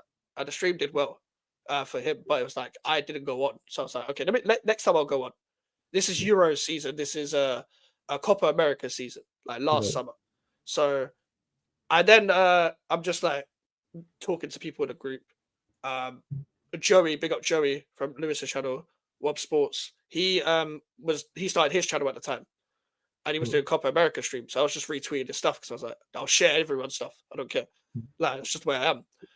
And then he followed me after that. He was just appreciative of that. So he asked me to come on the Copa America streams, like Copa America watch-alongs and stuff like that as well. So I was like, yeah. So he started putting the StreamYard link in the chat. And I was like, okay, like, I can't join because it's like 1 a.m. So, but I'll join the next one. And then I joined the next one. I was like, let me just see, because like, and then I didn't realize. Then I put the link in the Discord. They put the game in on the Discord, so that's how you can watch like all the games and stuff. I didn't realize about that till then. So I'll just join Lewis's Discord, just because of Joey. And then I met bare people from that. So like, I'm meeting all the people from the Chelsea community at this point. So like, people that are on Lewis's channel, that are regulars on Lewis's channel at this point. This is the first time I met Melon in the chat. Met Prime. I met Nathan. Met Lewis as well for the first time as well. So this is when I first met Lewis. So like meeting Lewis for the first time, because this is someone you've watched, like you mentioned. What was that like? Yeah, so I didn't know I was actually going to meet Lewis at the time, because it was just like, I'm just jumping on the Copa America streams. And then Joey's like, oh, Lewis is training later. I was like, okay, this is going to be interesting, because I've never met Lewis before. It's just like, see what happens or whatever. And Lewis joins the stream, and we briefly talked then, and it was mad, because it was just like, again, like, I can't believe I'm on streams with people that I've watched, because I've seen everyone that I've collabed with at this point, I've seen on camera at least once, or I've watched them on a regular basis. Like, I've been watching the Big Six when Steve was joined. I knew who Steve was going on Lee's channel and stuff. I knew who LB was. I knew who Jimmy was. So when I'm meeting all these people, I'm like, this is mental. This is crazy to me, because it's just like, I'm talking to you, but like I was watching you, you know, you were on my screen. So it's not, there's no screen here anymore. We're on the same stream. It's the mad. It's just like, I'm trying to get my head around it. And this is the first time I put like the shirts in the background, because I was like, I need a background if I'm going to start streaming. So I'm just like, I'm going to literally just start hanging up shirts. Still haven't changed the background. Don't care.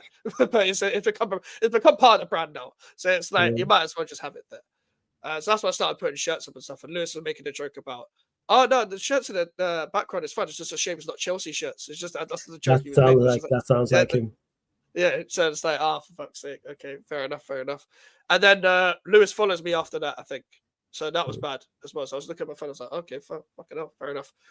And like, so now I'm just somewhat like getting into the community sort of thing now, like with the YouTube community. And Lewis is doing streams on his channel, obviously the Euros. So I just put big up in the chat, big up everyone, because Joey was there, I think, or someone was there that I knew as well. And it was Denmark, Belgium. And then Lewis was like, oh, Max, if you want the link, just shout me. I was like, what? I was like, what? No, what do you mean? No, what do you mean? I was like, me? You was like, me? You was like, me? Yeah, I was like, what? I was like, what the fuck? It was like, I was like, okay, yeah, I'll have the link. Like, I was watching the game anyway, so I was like, okay, cool. I'll watch the game. And then I'm joining the panel as like bare regulars from Lewis's channel. So like Alex, Scott, bare people. And bro, as soon as I joined, Alex was like, why the fuck is this 12-year-old here? Because I just shaved my face. I literally had just shaved my face, and I just joined the stream. It's like, why the fuck is this 12-year-old here? I was like, oh, for fuck's sake. Straight away. And Alex is funny as well, so I know what he's like. I've watched moments, so I'm like, I know he's not being malicious or anything. So I'm just like, I'm laughing my head off. And it's just like, no, I'm just connecting my headphones. And Lewis is like, no, he's not 12. He's just shaved. It's like, you notice that, because again, mad mustache, not shaving properly in the previous stream or whatever. I'm still letting that go and stuff like that as well. So it's like, why is the 12-year-old here? That was funny. So I was like, okay, fair enough. And I'm just talking to people in the space about football and randomly stuff like that as well. So I'm kind of in the scene at this point. I'm still doing TikToks as well, but I've changed the brand of doing TikTok. So instead of doing West Ham content, because it kept getting copyrighted, I started doing talking about Football Manager as well. Okay. Interesting.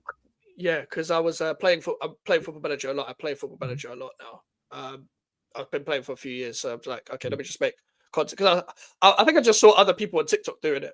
At this point, I'm scrolling through TikTok like an addict, so I'm looking to see what people are doing in terms of content. So I was like, let me make a video about Football Manager. And the first video did like 1,000 views, and at this point, I'm not getting 1,000 views on TikTok. So I'm like, oh, bad. Like, I was like, oh, these ones do well. So as I kept doing them, they were going viral. not viral, but like 10K, 20K, 30K. You're doing big numbers, man. That's not no minor feat. They're big numbers. Got to give you your flowers for that. That's big numbers. Yeah, and I'm not a known account, so like I'll just go on my TikTok now and see what the most popular one was.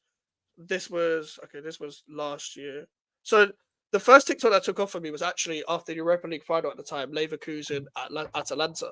I was basically, there was a trend of like Lookman obviously scored a hat trick, I think. So he was at Fulham, and people were going talking about how did Scott Parker get that Fulham team relegated? Because at this point, they had a mad team: Anguissa, tossing around the Bayer, Joaquim Anderson, Areola in goal, Loftus Cheek, etc. Mitrovic, who was doing well for Fulham. So it's like, how did Scott Parker get that team relegated? So I started using the green screen feature on TikTok and just putting a shit in the background and just talking, because that's a very good format if you want to start growing on TikTok. It's very easy. Just talk about a random thing and put a green screen in the back, and that's your brand. Because as much as a lot of people are doing it, that is a good format to start off with. It's like when you're doing YouTube for the first time, you just do a match reaction, just do a preview, etc. So I started doing that, and that got 27K, and I was like, damn, fucking no, I didn't realize I was going to do that numbers. So, and I'm just talking about that Scott Parker team, going through all the players and how it hasn't aged well that Scott Parker got that team relegated. And then I'm doing Football Manager content. I'm just doing random stuff like 5 players you should sign on Football Manager, 5 of the worst players, or 5 of the players that always score against me, or whatever, stuff like that. Just like talking about Football Manager. So that's when I start changing the brand in terms of that. And as I'm talking, I keep joining Joey's streams in Copa America, meeting Melon for the first time, and then one of the first conversations me and Melon had was basically, I've got a shirt, well, West Ham shirt that has Dagenham Motors on it, and he's from Dagenham, so he was like, "Oh, you know, I'm from there, Dagenham," and stuff like that as well. So we've never met each other for the first time, and I'm like, "So you swear I'm from Chadwell Heath, which is an area next to Dagenham." So all of a sudden, I've just met someone that's local, like randomly on YouTube, and then we went Romford, which is another area near us in East, to go and watch Netherlands England in the Euros, and then that's the first person I met. Well, not first, one of the first people I became properly friends with, where I've met you on camera, but off camera we've talked. And Melon was just on Lewis's. He didn't have his own channel at this point, so he's just on Lewis's channel, and he's just on Joey's channel. So then we started talking. So then that's like my first like friend that came from YouTube properly. Well, him and Jimmy and Steve, I guess. So that happened, and at this point, when it comes to Football Manager, I was just making content about that. Then I was like, okay, YouTube. Now the next season is the start of like time to make regular content. Like we're gonna start streaming more often now. Okay, and what was the thought? But what was the switch there? What made you go, okay, start of this season, regular content? Was it the success on TikTok? Was it being on stream with the likes of Lewis, etc.? Like, what was it that made you go, yes, I'm locking in for GVO Mike's YouTube channel this season and being more regular? So it was a balance of everything. It was basically like I saw potential in like other people's channels and like the way they were streaming. Like Joey's channel, he just started, and he was doing like Chelsea content instantly. He was getting an audience. So I was like, okay, let me start streaming about like the transfer window's coming up. If I start making transfer streams, I know they do well already. I know they do well because I know I'm watching other people still. So I'm like, they do well, cool. Let me start doing that. So I knew the transfer window was the perfect time to start trying to gain subs and views. I'm trying to push for 500 subs. I think I hit 400 at this point. So I'm like 500 before the end of the year. And now that I know people as well, maybe because I'm collaborating more, it might get more subs or whatever. And I was right. Like, with that channel, it was like, yeah, just start streaming. Like as soon as you're linked to a player or your advanced talks or here we go or whatever, start streaming and then see what happens. Do a couple of testers. Start doing other more watch alongs as well. I wasn't doing any England watch alongs or anything like that. I was just doing match reactions and shit, and that was doing all right for my channel at the time. So I was like, okay, there's a pathway here. And with West Ham, I'm gonna start doing both. I'm gonna start doing the fan cams, then do the lives afterwards. I'm gonna start doing that, especially if I'm not at the game as well, because I'm still going to the games. I'm still going to the games now. So if I'm not going to the game, do live match reaction and all of that. So at this point, like I'm on Jerry's channel more. I then get a random message from Lewis. A very random message. This is where I meet you, funny enough. This was a shameless FC. Hey. So I get this in like I'm out just Fridays. I'm always out with my friends on Fridays at this point. I'm like in a different part of not the country, but it's like I'm going from East London to Essex, not far, but it's like half an hour, whatever, or an hour, depending on bus and train times. So I'm like, it's 5-4 something. I get a DM on Twitter from Lewis, like, I'm doing a Premier League show later on. Do you want to join? And I literally am standing still in the middle of a shopping centre, be like, huh? They're just like, what the fuck? I'm like, I'm out with my friends at this point. I love like, that. I like that a lot. That's fire. I like that. Like, huh? I'm just bro. I'm just like, what? Like, say less. Like, because I only was on like, I just kept joining like the Euro streams and stuff like that. So like, I was on his channel more, and I was like, I was trying to be myself I couldn't be myself really in the first stream. I was like, I don't know what the fuck to say. What do I say at this point? And then I realized it's just a fucking conversation, grow up. Like, it's just a conversation. It's literally just a conversation. Yep, it's just a football conversation. And I think it made me more comfortable because I think Jimmy and Joey joined one stream, and I was like, okay, there's more people I actually like know here now. Like probably like talk to. So let me just like keep talking. Even though I've only talked to Jimmy once, I only talked to Joey a few times, so we keep talking or whatever. And then I'm just letting out my humor, letting out my my personality more. So I think Lewis, like, what just because, and people say this all the time, but Lewis puts people on constantly. Like, he does. And I knew this before anyway, when I was watching the special that he was doing here, and you was giving him credit for like how many people he put on. I was like, oh, Lewis seems like a nice guy. Including me, yeah, he's helped so many people. Like in these next up specials, his name has popped up constantly. Constantly, his name has popped up. Go on. Yeah, and funny enough, I missed this part as well. The first interaction me and Lewis had, that Chelsea game where I got Jimmy on, when they beat us 5-0 in that game, and the first interaction I had with Lewis properly, before I would jump in on stream with him, was I was in his chat for his match preview because he was obviously being negative about Poch, but I'm trying to warn him, you know, we're worse than you. Like, we're shit. Like, we're proper shit. Like, we have just been battered by every single team under the sun. You're going to batter us. Like, regardless of what happened, whatever you think of Poch, you're going to batter us. And he was trying to be like, what are you talking about? Like, he was like, what are you talking about? Like, you better good at set pieces. Where I was like, nope, we're not good at that anymore. He's like, oh, but Kudus will do this and that. It's not going to save us. It's like, Bone will do this and that. It's not going to save. Nope. I just kept being like that in the chat, and he was like, all right, I still think we're going to get battered. We haven't beaten Chelsea since 2019. I knew what was going to at their ground. I was like, I knew what's going to happen. So now I go on his match reaction of that game, and I'm like to him, I fucking told you.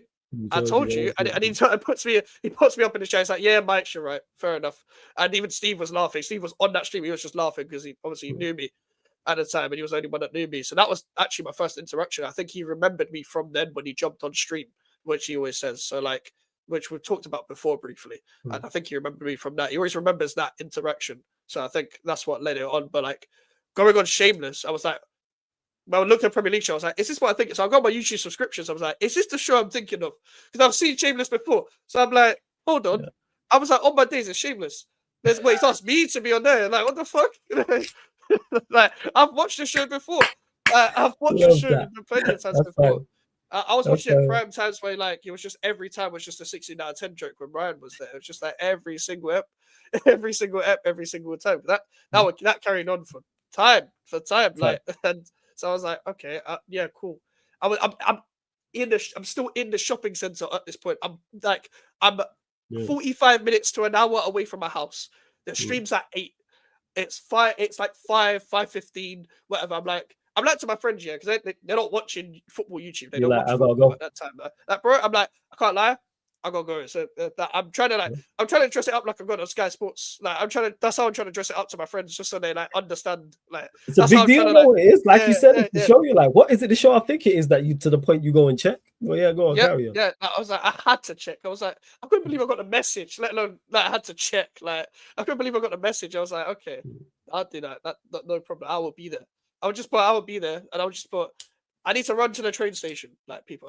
So I need to run to the train station. So like in the train station right across the shopping centre I was in like Chafford 100, which is a place in Essex.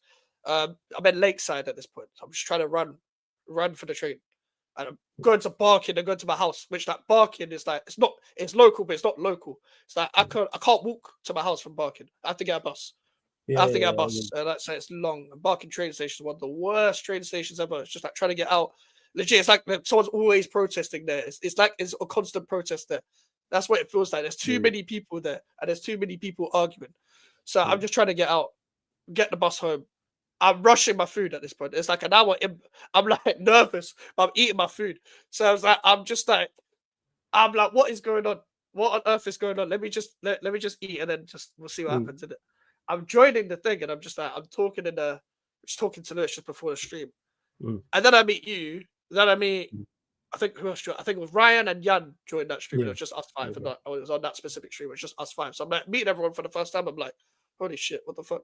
It's just like the panel. This is a panel I've seen before, like and whatever. So I remember after that episode, it was like, no, Lewis was like, no, you're perfect fit for this. So just add you to the group and whatever. And I was like, holy shit. I was just thinking about holy shit.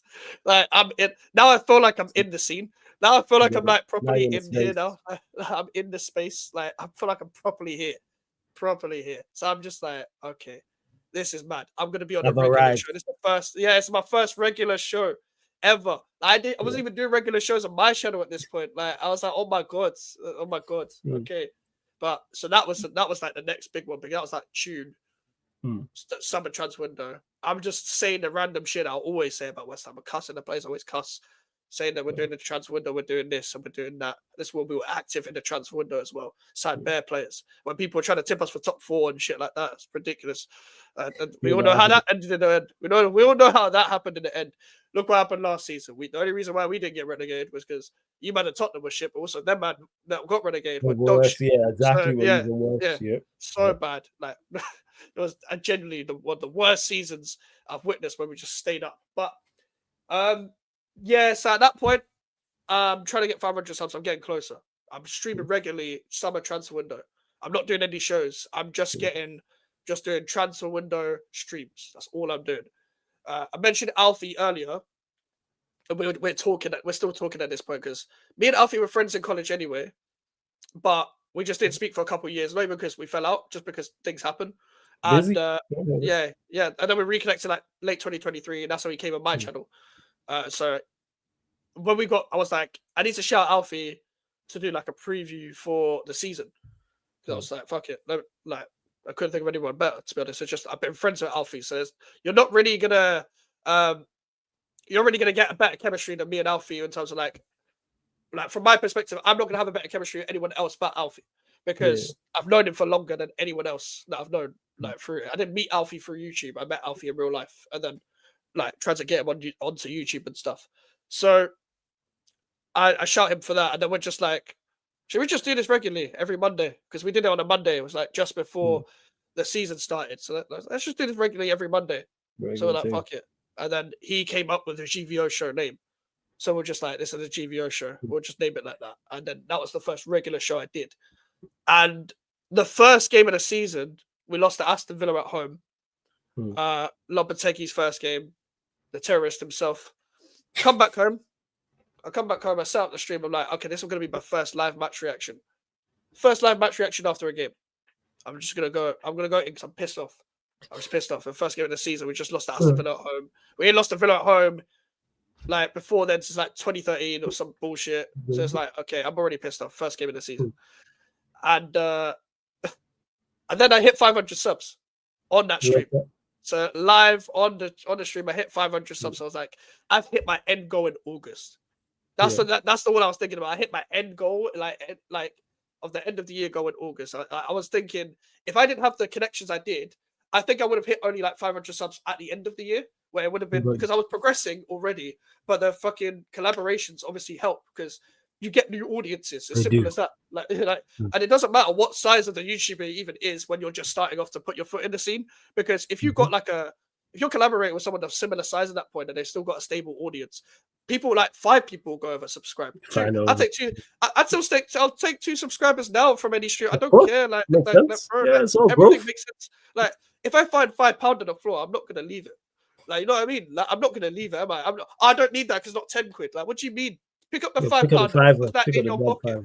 I might go and get a couple drinks from the corner shop. It's around the corner. I might just pick that up on the street. Bro, £5 is basically a Magnum at this point that in fucking London, like in a fucking corner shop. So I might as well go and get a Magnum or some shit, bro. Like I might as well use that money. So just get them subscribers. Like just keep getting them. So that's the thing with that. So I've finally done the first regular show. I've finally done I finally hit 500 subs. I've been asked to go on more channels now. Because I was doing a stream with Steve in pre-season because Steve just wants to. Steve will watch every football game as we know this already. Yeah, Steve. Yeah, So, Steve. 100%. So Steve was like, "Oh, you're facing Ferran Savaros on the pre-season." I was like, "Yeah, I don't really know who the fuck they are," but like he was like, "Yeah, they're actually all right." And obviously Steve knows everything, so it's like, "Oh, like should we do a double watch along?" I was like, "Yeah, sure, let's do that." And that was the first West Ham watch along I did because it was in pre-season. I was like, my mum's not home, so I'm not watching it with my family. Let me just watch it on my own. Let me just actually stream it. So I actually get some. I knew I was going to get some views as well because it's pre-season. Pre-season streams for some reason get more views sometimes, and also West Ham watch along. I'm a West Ham fan, so people are actually going to watch. And then Hanno was in the chat. Big up to Hanno. Big up to Hanno. He added me to like the Insta group chat of like bear creators and stuff like that. So I'm getting to know more people. Getting to know Arrest as well. Big up Arrest. Big up Waffle TV as well. Getting to know all these people. And then I go on Arrest's stream for like a big predict. He's got bare YouTubers on. And that's when I first properly talked to Prem. Because me and Prem were on a couple streams together before, but this was like the first proper stream where we talked like a little bit. And then that happened. So that's how I met, like properly started talking to Prem. And I already knew who Prem was because he shared my Jimmy stream from time ago when I first started streaming and I had Jimmy on, and I knew him from Lewis's channel already. So I was like, okay, cool. Like, I'm getting to know more people. And then I was doing that. Then I was on other shows that people were asking me to go on. And then I was just trying to see what's going on. I'm just like, I'm trying to put my foot on things. I'm trying to get to know more people, etc. But in September of last year, Shameless, like everyone's inconsistent with their schedule, so it wasn't going on as much at this point. But Capital Conflict was starting again. This is the start of Capital Conflict. So Lewis asked me again, "You want to be on a regular show?" I'm like, "You have to say less. It's going to be a London show." I'm like, "Okay, cool." And I'm not. It's not occurring in my head who I'm going to be on stream with. I'm thinking, okay, it's going to be Arsenal fan, Tottenham fan. I'm just not thinking about it right now. I'm tired. I wake up and I'm like, I think I saw the thumbnail later when I was like, what the fucking Northside's on? I was like, what the hell? I was like, it's like, exactly. Like, I was just looking at, I was like, huh? I've been asked to go on a stream with Lewis and Northside, and we just lost to Chelsea. At this point, I'm Lopetegui out 4 games in. Because I'm like, I spotted the things already. And just before that, I was on my first ever West Ham watch along on Steve's channel. I was meant to be on a holiday, like a caravan holiday thing. I left early because I was like, wasn't enjoying it. So I was like, oh, let me leave early and make the game. And again, no one was home in my house. So I joined Steve's watch along, and that was the first watch along I was on, and stuff like that as well. And that was like, that was weird. It was just like West Ham watch along, but it's actually a league game. I'm going mad. I'm just going mad. And like, we won that game, but I was still going mad because we played like shit for like 70 minutes or whatever. Then I'm on Lewis's channel again. I think I actually, to be fair, I actually got Lewis on a preview. So I got Lewis on a pre-recorded preview, and that was like the second time he was on my channel. Then he asked me to go on his channel, so to be with like the Chelsea guys and just talk Chelsea West Ham. So that was mad for me as well. Getting to know more people. I'm on Lewis's channel now for Chelsea West Ham rather than just a watch along. So it's like, okay, this is interesting. And then I'm going to the game, and then I'd be asked for the Capital Conflict show after that game. So that was the first Capital Conflict show that came back. Because I watched Capital Conflict before. I know it's a London show. I'm thinking, oh shit, Northside's on that show, but they had Henry on it before. And they were trying to find a Tottenham fan at this point because Jay wasn't. I don't think Jay even had a channel at this point, so he wasn't on. He wasn't on Capital Conflict. I think originally it was meant to be George. I think George was meant to be. I think George was busy. I think he shouted Deji and people like that. It's just, you know how it gets like when you're trying to shout people for a show and shit like that. Yeah. It can be tough putting it together at times. Yeah, absolutely. Yeah. So that happened, and that was mad. And then getting to know Northside beforehand, and then just after as well. Then me and Northside become cool just because of that stream and because we're talking on a regular basis and stuff like that. And he's like, I've never met like a Big Six fan or like outside. I never met like a person outside a Big Six fan that has so much standards. And it's like, Yeah, well, I'm fucking miserable, mate. So I'm just like, I just want more. So it's like, I don't know how to respond because people think, yeah, like people, everyone gets this. If you want like your manager out, your owner out, or whatever, you're being negative. You're trying to be the next Lee Gunner. That's the comment a lot of people get. You're trying to be this version of Lee Gunner, Yeah. and it's like, I know. I I'm just not got trying to be standards for my anything. football club. Yeah. Yeah.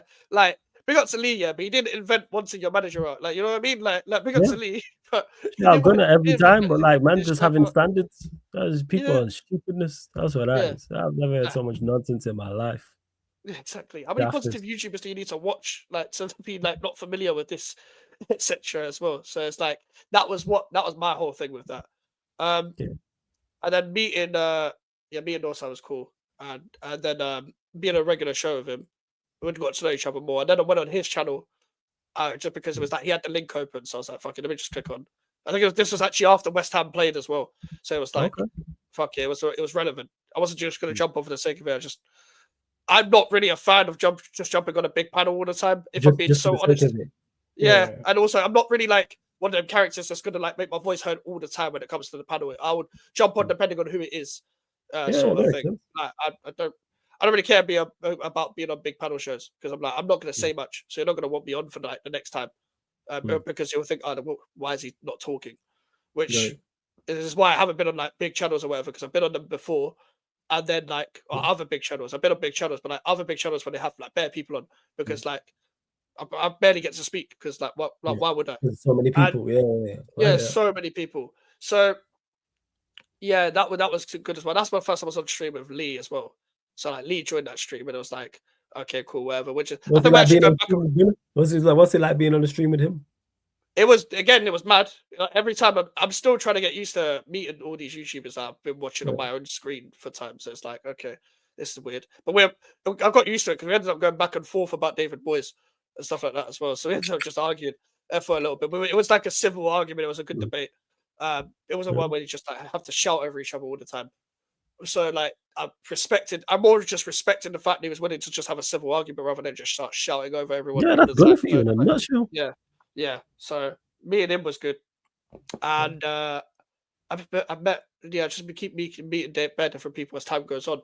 But this is the point where I'm like, I'm trying to get 1K next. I've just hit 500. I'm just trying to get 1K because I know 1K is monetization, but also with 1K, I can just open up more things. At that time, I feel like I'm gonna have a good core audience where like I'm gaining regular people in my chat at this point. Like I know Charlie, big up Charlie. He's a guy who's in my chat all the time, and I remember the reason why he even subscribed to me. He said it was through Lewis, but he said it on this channel.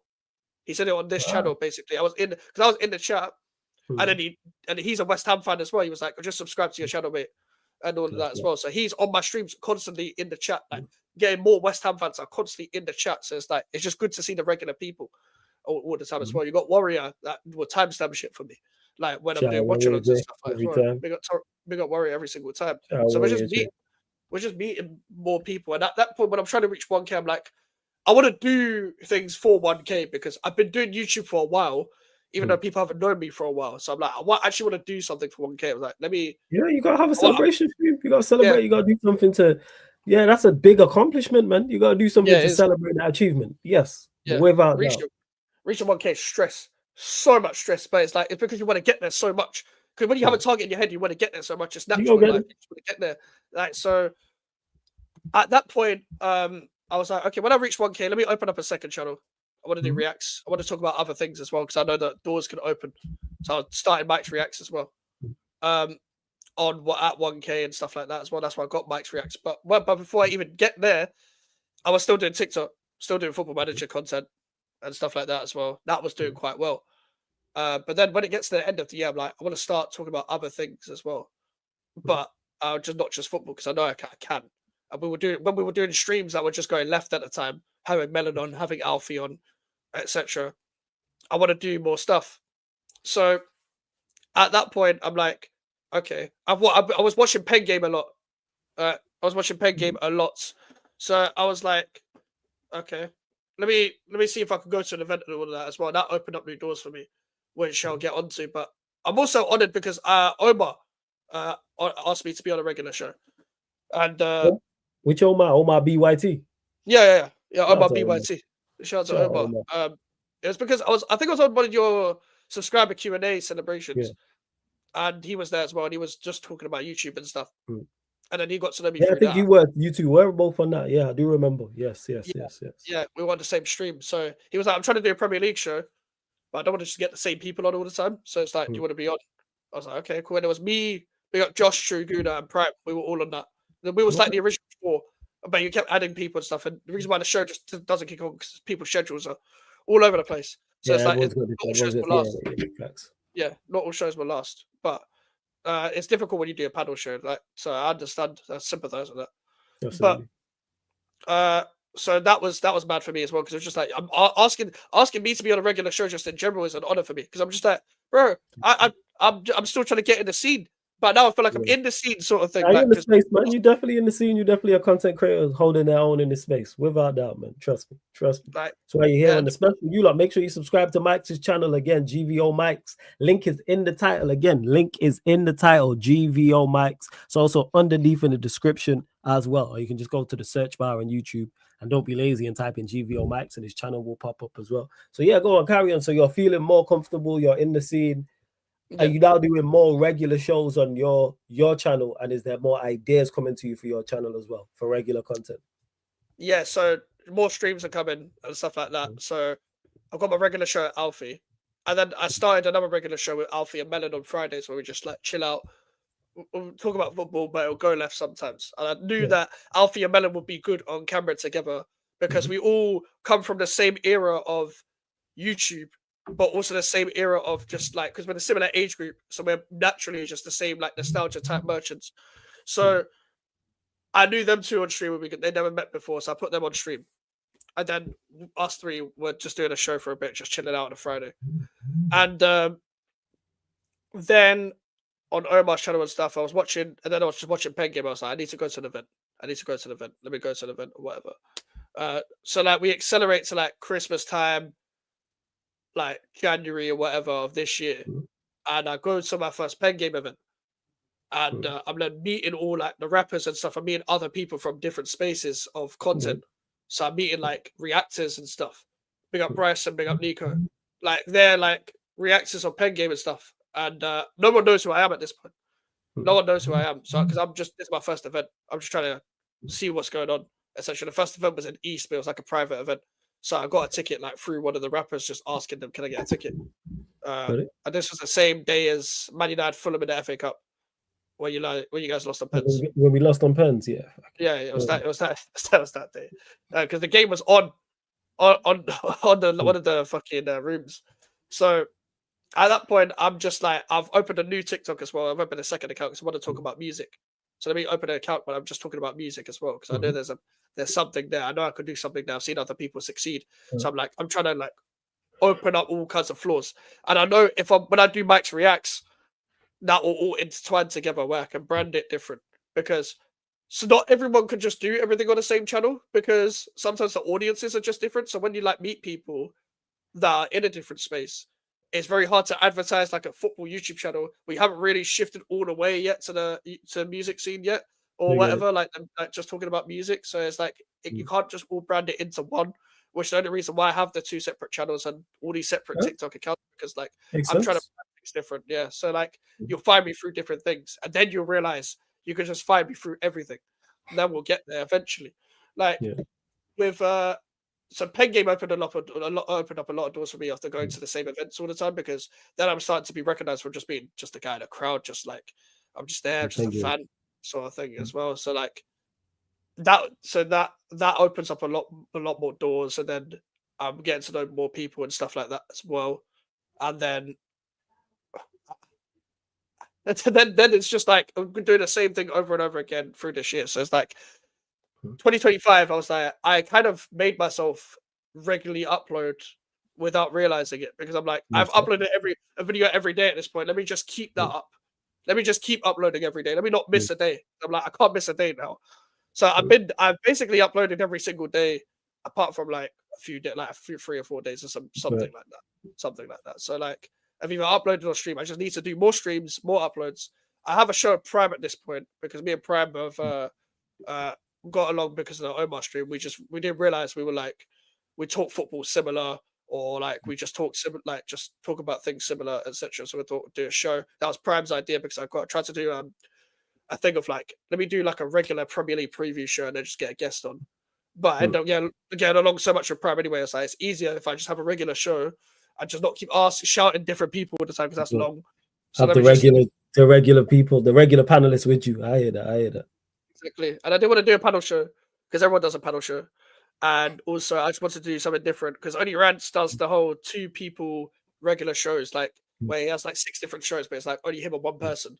Like, so I've got that now with like 3 or 4 people. So I'm like, I'll just keep it to that because I prefer it that way. And I think shows are sometimes better with less people, depending on who you have. Like, if you have got the right show, then a panel show would do well. If you've got the right chemistry, it's very difficult to curate that. But for me, it's just like I would just get along with one person. I'm not gonna be able to fucking control the show if I'm like hosting and like there's bare people talking. I've tried it like a couple of times before. It's like a one-off. I lost control immediately. I was like, oh my god, let me put my foot on things. I'm like, shut up. People need to talk, bro. Like, stop talking. This guy you can do that. Yeah, having people talk over each other when it's too many. Trust me, I hear it. I hear that.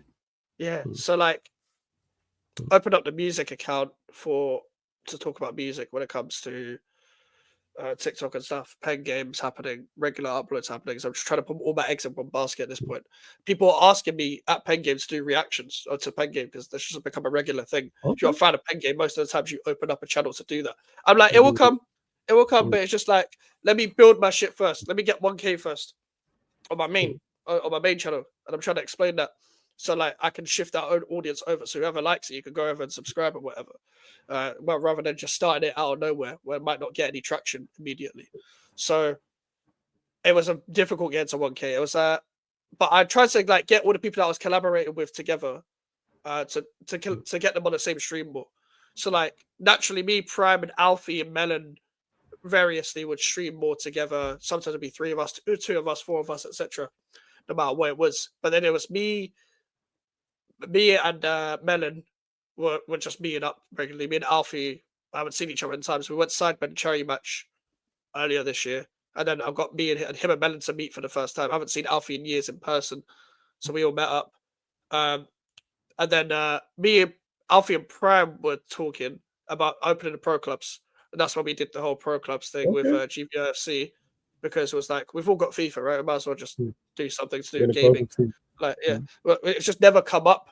It would just never come up with like, we don't realize, oh shit, we do all have a console. Like, we do all have the same game. Like, it just never came up about, oh, we should all play FIFA together. Because most of the time it's like, do a show, talk about football, and then we head off or whatever, and then we'll see each other next, whenever.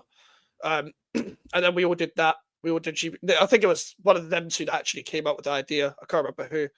But then we just kept doing that. That went well for a bit. It was just I don't play FIFA anymore anyway. But like it was difficult getting enough people on together to have every year. Yeah, so it's just difficult. So it's like there's kind of no point. By the time then I was on holiday in like June or whatever. So I was like, I can't make it this weekend, so I might as well just stop it. Good team, I enjoyed going over there. I played a few games with you. Like, it was good. It was very fun. I had some funny moments there as well. Good watching back there, some hilarious moments, absolutely hilarious. With some pause moments, some fucking bozo moments. Like it's all and above. And then to be fair, I'll open up another account on TikTok and Instagram for clips because it was Cam actually. And I was said to me, you should just upload clips, like just do it more regularly. Okay. Yeah, it was him and Sam, Tottenham fan, that were saying you should upload reels, shorts. So I was like, okay, let me just upload a TikTok account and have an Instagram as well. So I did that. I think it was like Graham Potter's first game. I did watch along highlights first, and then I just started clipping up shit from streams, which is what I do now when I get the time. So I like doing that because most of the clips looking back are just hilarious to watch. And then grading that up and then just putting that out as a clip it's nice just to have a shareable moment and stuff like that as well. So all of that happened at this point as well. Jay joins Capital Conflict at the start of this year because I knew who Jay was briefly because he was on Never a Foul once, and because I knew who George was. So like George shared as one of his things. I was like, let me retweet one of his things just because it's on my timeline. So then I got to know Jay, and then no, we're still looking for a Tottenham fan at this point. Lewis and I still need to look for a Tottenham fan, but Northside's like, we've got this guy called Hotspur Cave. He's quite funny and stuff. And Lewis knew him from Never and Foul, so it's like, let him join a panel and stuff like that as well. And I was talking to Jay off camera as well, and I didn't realize he was also local to me. And I didn't even know this whole time as well. So it's like, okay, that's another person that's kind of local to me or whatever, because he's from East as well. So we're getting to know each other off camera as well. So that's a new collaboration and someone that's played a big part as well. So that's happened as well this year. Like with Pen Game, it's like I'm going there and like I'm cool with everyone now. I'm cool with everyone at this point. Like I'm cool with all the rappers and all the people that are there because they all see me on a regular basis. So it's all just like it's all calm now. It's all just like we know each other. It's not a case of like, oh, you're just a fan or whatever. We're all talking like, on and off, like hours after and stuff like that. So we're just hanging out and going and stuff. And I'm now like, I'm starting to like not get recognized, but like recognized online through that. So like people will now comment on my videos now and be like, I saw you on Pen Game and stuff like that as well. Like I saw you in the crowd on Pen Game. You're the guy that's always in the crowd or whatever. I'm always at the front because I'm short. That's why I'm always at the front. I am short. I need to see the battle. I'm not trying to stand behind some person who's 6'3" and whatever, and then going like this, and I'm like, I can't see shit, bro. Like I'm getting to the front. I'm staying at the front. That's why I'm always there. So that happens, and then we're reaching the end of the season, and I'm really trying to hit 1K before the end of the season. Really trying to hit 1K, and that was the goal. It was like I know I'm going to hit 1K this year. I know it. But let me reach it as soon as possible. Let me try to do it before the Premier League season. I was like, I know I'd reach it because of the natural progression. And then, funny enough, the reason why I mentioned pro clubs as well is because I hit 1K playing pro clubs. Yes, I do remember this vividly. Yeah, I do remember. Yeah. So, random. I was actually about to end the stream. Funny enough, I was about to end the stream, and then someone puts in the chat, "Lee Gunner is about to raid you." And it's like, and it's just like, what on earth? And the reason why I forget because I was meant to be on a Madrid trip on Northside's holiday, and Lee was in the same group chat and stuff like that as well. So was everyone else. So Lee was about to redirect. And I was like, okay, all right, we're gonna have to carry on then. We are gonna have to carry on. So let me just be like, guys, we're carrying on for another hour or whatever. We're carrying on for like a little bit. We're just gonna play more games. I was literally about to end the stream. Oh man, it's funny. And then Alfie had to go off anyway. Whatever, cool. We just kept streaming, and then the whole point of the stream became we need to get Mike's to 1K. Okay, I remember this. I remember this vividly. Vividly. Yeah. I remember. So if I actually look how long we streamed for, let me go on a stream. I remember that stream. Good ass stream. Yeah, that was a really good stream because it was just like Lee ended up joining the stream because he was shout out Gunner, man. Big up Gunner every single time. He was like, you won't let me down, Yeah, like and co-signing what Sunshine said yesterday. People can say what they want about Lee and stuff. I can only tell you my personal experience. Lee has been nothing but nice to me, nothing but helpful, and like every other YouTuber I've met, they put me on. Like everyone I've met in YouTube anyway has been nice to me on different levels anyway. You're not gonna get along with everyone, but everyone is like cordial. Everyone has been nice to me. Everyone has tried to help and stuff like that as well. And Lee has been one of them as well. It's like funny enough, the bigger YouTubers you met, the more they actually want to help you because if they get along with someone that's like way lower than them, they want you to get to their level because they take to you as a character or they take to you as a personality or whatever. You just get along as normal people. So it allowed me to not overthink about anything. Till this day, this is actually the second I streamed on stream on my channel. We ended up streaming for 7 hours because the pro clubs was only meant to be like 3 or 4, I think, and then we went on for a long time. It ended up becoming me, Elijah, big up Elijah, and big up Elijah in the chat. We were all on the stream reacting to just random shit and just talking. It's like 3-4 a.m. I need to get up at like. No, not 4. Fucking hell, it's like 5, 6, 7 a.m. because we started at like 11. So by the time we ended the stream, it was like 7:30, and I need to get up in like 4 hours to get up to go West Ham, Nottingham Forest the next day. So I'm like, oh, I'm gonna get no fucking sleep. So we hit one. Funny enough, we hit 1K on stream, and then the YouTube glitch thing happened where so many people are subscribed that it says that so many people have unsubscribed. So at this point, I'm like 50 off, 40 off, or whatever. Yeah. I get it. I'm refreshing YouTube Studio, and so I can go to bed. Like the whole point is like I'm staying up until I could go until I hit 1K, so I could go to bed afterwards. I just want hit 1K and sleep. That's all I want now. Like, and this is the best opportunity to hit before the end of the season because we're second game before the end. So like this is the last home game. So Lee was saying to me, okay, cool, bare people have unsubscribed, but it's usually a glitch thing where where it happens. Yeah, it does. Yeah, it happens. I was so pissed off because I was like, oh fuck's sake. Just let me just see the 1K. I've been begging for this for time. I've been putting so much effort into trying to get 1K. And I then wake up, I'm like, okay, I'm going to a West Ham game. We're playing shit again, as usual. We're losing the game, as usual. Losing at home, as usual. Let me just check my phone. And this is where the YouTube community is the YouTube community once again. You forget how many people actually root for you until you properly pay attention. A lot of people rooting for you, facts. That's why I do this for facts. Yes, because like I got on my phone and I just see congrats on 1K. I think it was Yasser. Big up Yasser. Big up Yasser every time. 1K. And then he sends me a clip. Basically, he put in Lewis's chat because they were streaming West Ham Forest because they were doing top 4 hate watch. Because Forest and Chelsea were competing for top 4 at the time. And they were watching our game, and it was like, as soon as he put that in a chat, Jimmy's like, get Mike's to 1K as soon as possible, people. It's like, 1K is a big thing and all of that. And everyone's like, putting in a chat, everyone's saying, like, we're subscribed to stuff. And like, I'll go back home to watch the stream and see the chat replay and stuff. And like, bare people are like saying, like, Mike's here 1K, very happy for Mike's, all of this. I'm like, this is mad to me because I'm just like, I finally did it. It's that euphoria moment of like I hear in the middle of like the West Ham game. I'm at the game. At this point, I don't care about the result because I'm just so happy we hit 1K. I'm in the ground and I'm just refreshing my phone. But I'm watching the game. Like, and I'm just like, oh, finally we hit 1K. Finally hit 1K. And I've gone back home and like celebrate, do the 1K special, and a few days later after that as well. And yeah, that was definitely talk us through that. The next special, because that's a goal, a long-term goal of yours, and now you've reached 1,000 subscribers. Yeah, that was crazy because like when we started the channel like 4 years ago, we're just thinking, let's just try. We see what we can do. Hopefully, we can do something from this. Maybe eventually. I don't know. I just want to talk about West Ham. I just want to see if we can grow. I'll pay attention to it when it kicks on or whatever.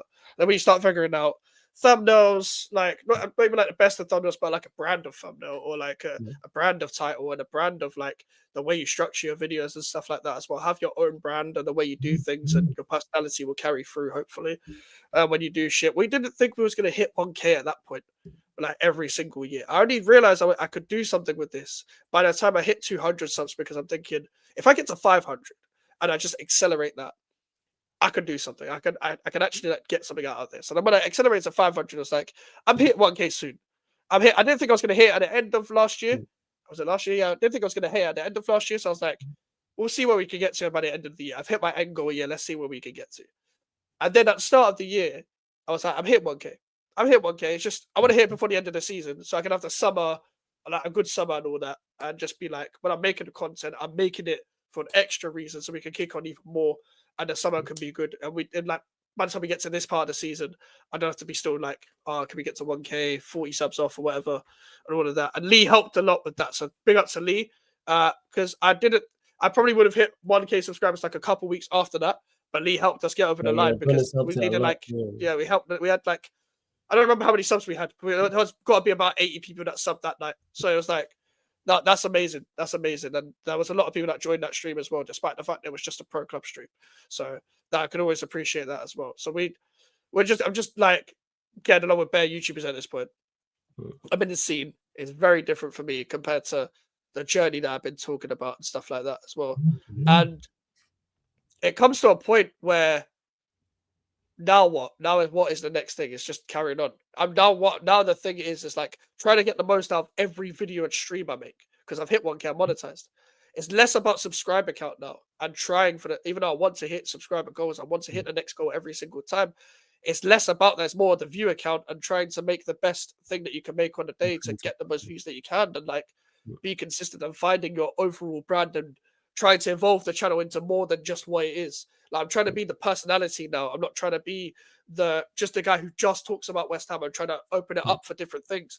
And at this point, my close YouTube friends, like I'm already friends with Aftv, but it's Melon Prime, Elijah, Jay, etc. You Like got your Lewis. squad over So, there. I see it.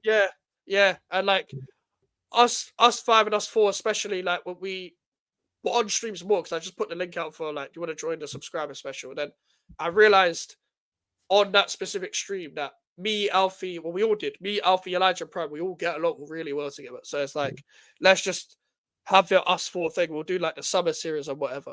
Like, because Alfie said we might as well just call it summer series. We'll do a show every Tuesday or whatever, where we just don't talk about non-football things and we just go left with it and just go random. And that's how the connection built then with us four. I missed out on the Madrid trip because I was ill for Northside's birthday. I went to Greece and then I was meant to be going to Spain after, but I missed out. I was ill, but I would have loved to go because I need a fucking break now. But like, going to Spain would have been great, but I was just ill on that day. I was at a concert and I probably picked up something from there. I don't know when I picked up something from there, but it was like 2 days beforehand. And I've gone to Pen Game Bear at this point. I'm like properly in the scene with everyone now. Like I'm getting recognized for minor things, but it's not because I'm a content creator yet. That's what I want next. I'm trying to get recognized because I'm a content creator now, not because you just saw me on camera a few times. Like, yeah. So funny enough, like around the time when we went carnival and stuff, that was a period of time where I'm getting recognized quite a bit now. Love that. On Pen Game, cool, it's normal. But at West Ham, the Chelsea game just before Carnival, it was I got recognized in person by an old person that was always sat in front of me for the past couple years. I had my season ticket. He turned around, he looked at me, he was like, I saw your video the other day. I saw you got a YouTube channel, innit? It's like, yeah, I do, yeah. I was like, I watched the Sunderland reaction, yeah. Bro, this is when the boxing gloves era, like that started. Like that, I always said to myself, I don't use these, and they're just there in my room, and I use it very occasionally. I don't box. I just use it for the bag. Like I've had since like 2019. It's just been in the same place in my room. The only time it moves is when I'm cleaning my room, and that's it. That's the only time it moves. That's the only time. So I'm like, next time, like I'm gonna bring the gloves out. I'm going to bring the because I'm like. What was the thought process behind that? Because obviously West Ham are performing terribly. You don't like the manager, don't like the ownership. Where did the idea come from? Like, all right, because you said it prior to the actual stream, and it was like, hey, if we gotta go down, the gloves are coming out, and then I see you put them because I was watching my watch along, watching you at halftime. So talk us through the idea surrounding that. I didn't know you was watching me on your watch. Yeah, we're watching you because my chat told me. So I was like, all right, let's click over to Mike's and see what's going on over there. Are you just there with the boxing gloves on? Yeah, do you know what it is? I just had a feeling beforehand that I was going to use them. Like I knew my head was going to be gone. So I saw my gloves and I was like, I've got a watch along coming up. I feel like we're going to lose. I know I'm going to bring these out. And it's not, and it was like, I haven't, obviously, as you said in the intro, my anger is like, it's natural. I'm not forcing it. Like, my parents would, if I brought my parents on camera, they would tell you that.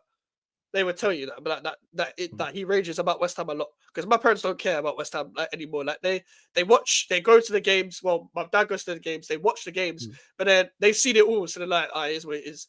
So they're not as invested as you, like in regards to because they've seen more. Yeah, makes sense. Yeah, they will now ask me what's going on. Like that's what it is now. Yeah. So like, I'm looking at my gloves and I'm like, okay, I'm gonna get these on. Like it's just an instinct thing. Like just before, like I knew as soon as we like are losing by a madness or we can see the goal, I'm getting these gloves out because I'm just seeing them by my room and I'm like, I might as well use them at some point, like in my thing and whatever. And I didn't realize bare people, like you weren't the only person watching me. Funny enough, like Lewis and Elijah were both watching me on their watch-alongs, and that I was watching it back and it was just like nobody could believe I just got the gloves out. It's like his head's gone, all of this. I didn't realize I was going to do well. Like that watch along did well, but also the match reaction where I had the gloves out did well as well. Because I didn't realize people get clipped up the part where I was like, I think I said the start of my match reaction. I was like, I'm not doing a fucking intro. I'm like, whatever. I'm like, fuck the video. I'm just going to talk. And I basically was just like, I was all calm before, but I want to punch people up, and I got the gloves out. And like, I didn't realize how many people saw that because that fan cam did very well for me.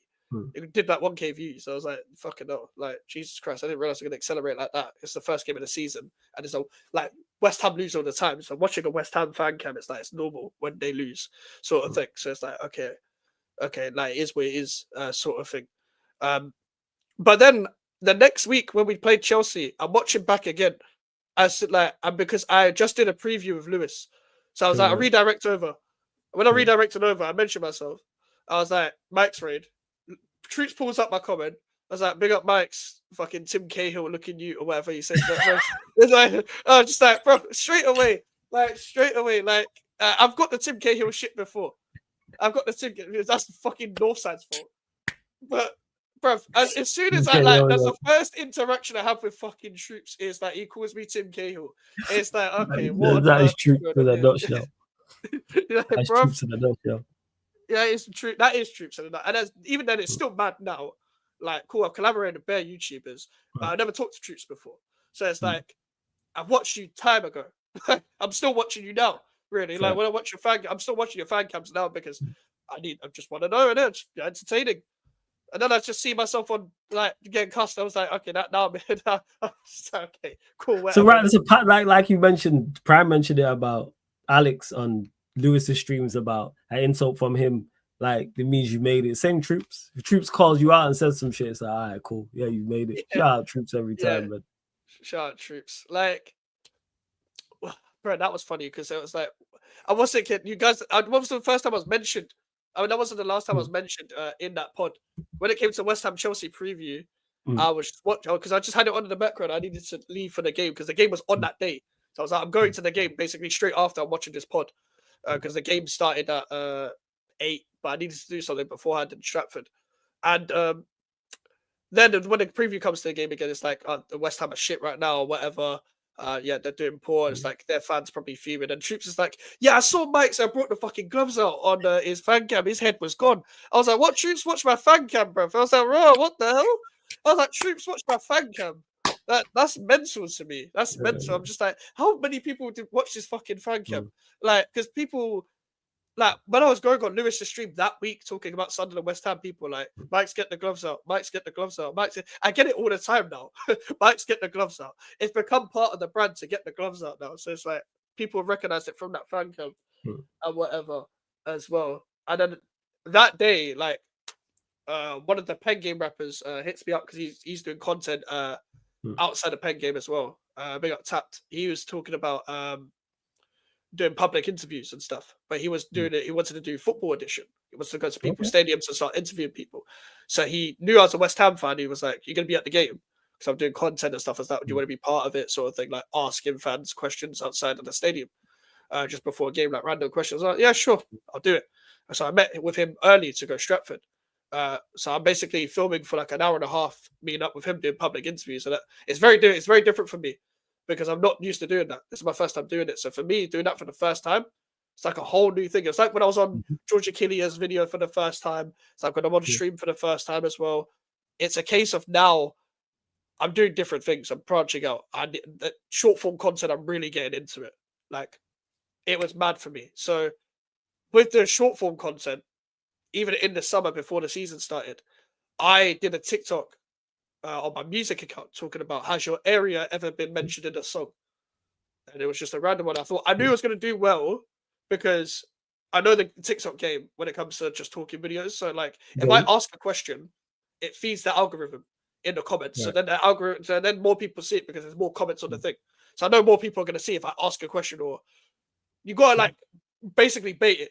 At the start of the video, you got to be like, if you're talking about something in music, it's like, you got to kind of ask a rhetorical question at the start. It's like, did you guys ever think that this would happen? Did you guys remember this? What do you guys think about this year? Because you see my thoughts. And then people start putting their comments in. Because if you say at the start, people's TikTok attention spans, genuinely, it's alarming that they can only watch a video for like the first 5 seconds to then actually analyze the video. So they talk about the start of the video more than the end of the video. So then I know what I'm doing at this point. So when I do the whole area mentioned in a song thing, I give an example of my area was mentioned in a song by Potter Paper in one of his tunes from years ago. And it was like, I'm from Chadwell Heath. And Chadwell Heath's not an area that's known. It's just known for where West Ham used to train at Upton Park and stuff. That's the only thing it's really known for. And Rian Brewster's from there. He went to my primary school, but that's the only things I could connect it with. So I mentioned mine, and then all of a sudden I'm seeing the TikTok blow up. So I think this is my most viewed TikTok ever. This is like different from any other TikTok I've done. I'm gonna check it now. I think I could be wrong. I think it's on 70,000 views. Jeez, so that big one. This thing's what's it, 70K? Yeah. So it's on 78K right now. 78K is mad. Yeah, that got crack 100K, and that's not no minor feat. That's major. Yeah. It's 70K. Post that in June.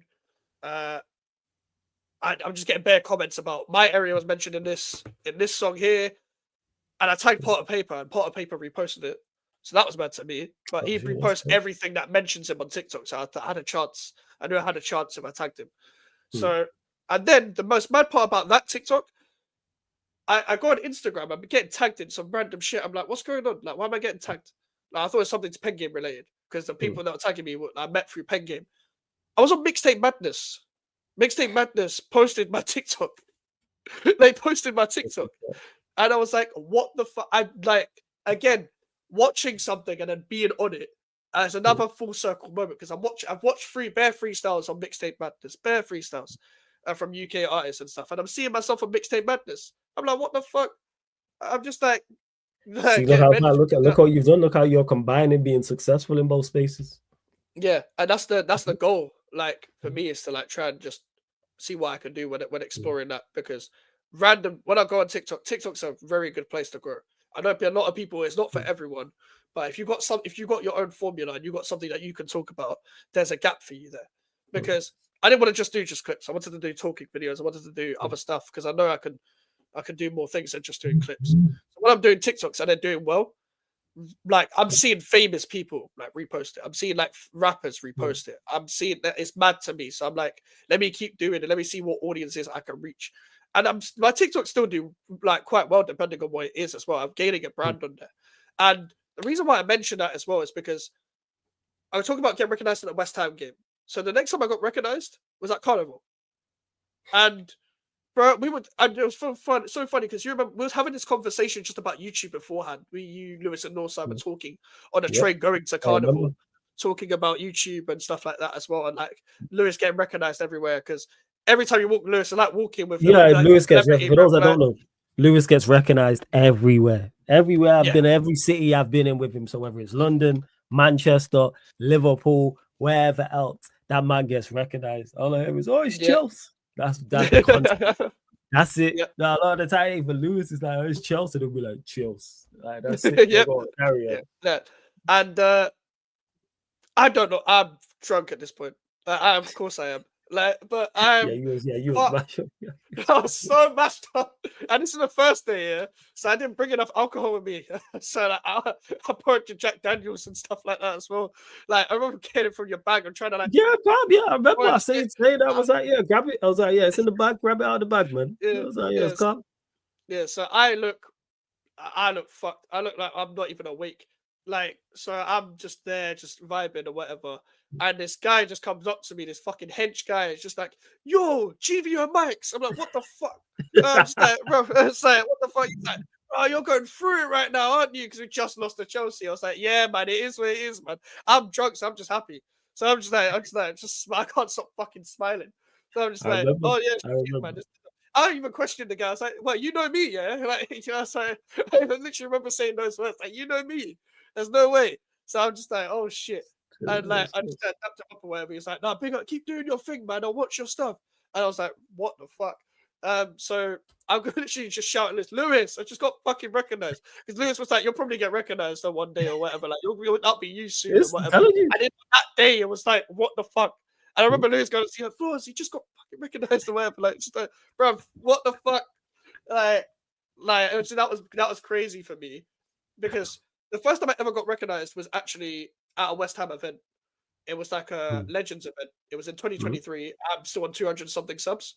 But I'm at a West Ham related thing, so there's a chance. But I didn't know there was a chance. I went with my mum to Dagenham and Redbridge Stadium to watch Dagenham Legends versus West Ham Legends, just for a charity event that they do yearly. And then we're sitting on the table talking to West Ham fans, and the guy's talking to me for a time, talking to me for like 20 minutes. But then he looks at me and he's like, "You've got a YouTube channel, haven't you?" I'm just like, "Yeah, that's." And my mom looks at me because my parents know I do YouTube, but like But they don't know the reach like that. Yeah, they don't know the Yeah, reach like that. Yeah. like, my mom's like quite older age, so she's a very different generation. So it's like she doesn't understand the like actual thing, that the good things that it could come with it and stuff like that. So it's like when she looks at me like, "Oh, really? Is this someone recognize you from YouTube?" Yeah, and like just like that, and just like that. So that was the crazy thing. But I brought up the TikTok thing because it wasn't that long ago. It was like 4 or 5 weeks ago. I was just coming back from getting a trim, like just in my local area. Mhm. And I'm walking back home. And at this point, walking in my area at like 3-4 p.m. is the worst because there's too many schools here, and there's people already coming back from work. So there's bare school kids that just like, oh fuck's sake. It's like walking through carnival. Bro, Yeah. it's like walking through carnival, man. It's like there's no point even you getting the bus at this point to go home. Just walk it. Just try and get past, like, because the bus is going to be packed. And I realized that because obviously when I went to school, the buses were packed. So I'm like, let me just walk. I'm walking home. This kid is just staring at me. It's like secondary school kids just staring at me. I'm like, I'm already thinking, am I gonna have to punch someone up? Like, like You have to punch up a school kid. yeah, because like when people just stare at me, like I'm thinking, is this a fighting thing? Like, is this a beef thing? Like, because sometimes that shit just happens randomly. But the guy was smiling, so I was like, I'm gonna keep walking. I'm just gonna keep walking. Let me just carry on. But he kept staring at me. He was trying to talk to me, so I was like, okay, let me take my headphones off. I had music on. I was just like, can't hear anything. He was like, yo, do you make TikToks? I was like, it's just like, yeah, that's me still. No, I watch some of your TikToks still. They're actually sick. They keep doing your thing. And like, I was like, okay, appreciate it. But his friend, by the way, this guy's friend, yeah, they was just with some tall guy in school uniform, just staring at me like this, like that. I'm just like, bro, like, why the mean stare, bro? Like, bro, you're in school. Like, you're in school. You just come back from school. It's Friday. Why you gotta be this angry on a Friday, bro? It's the weekend, man. Yeah, it's weekend. You should be enjoying yourself. Yeah, it's a Be weekend. happy. Enjoy yourself. Like, bro, this guy's just staring at me, fucking angry, bro. Like, I'm just like, bro, I thought the guy was weird. But his friend was just like, that gave me credit. So I'm like, there's no way I'm getting recognized in my local area for the TikToks I'm doing. Like, when I get recognized in my areas, it's I already know the person. Like, but like, that was crazy to me. So that was a big moment. That was like, because like Carnival is like, okay, that's not a place where like everyone's gonna get recognized anyway. But cool, like I'm with Lewis, I'm with you, I'm with Northside, so it's like you might know me, you might see me from another person, cool, whatever. But that was sick in itself. West Ham, it makes sense, but randomly on the street was like a big moment, especially in my local area, because that's the best of the lot for me. That's the best of the lot. If I get recognized in my area, I know you already. I played football with you. I went to school with you. Whatever, I already know you. But this guy did not know me. He was way younger than me. He was like in secondary school. So that was the best one for me. So with the way we are now, it's a good moment because that now it's just like people know who I am. I just got to make sure that I'm making the proper reach. I'm pushing my name out there because I've got opportunities before based on TikTok, but I missed out on one of them. Like one time, again, Football Manager, FM 26 is being announced at this point, and go on, carry on. I'm still there. I'm listening. Go. Yeah, come.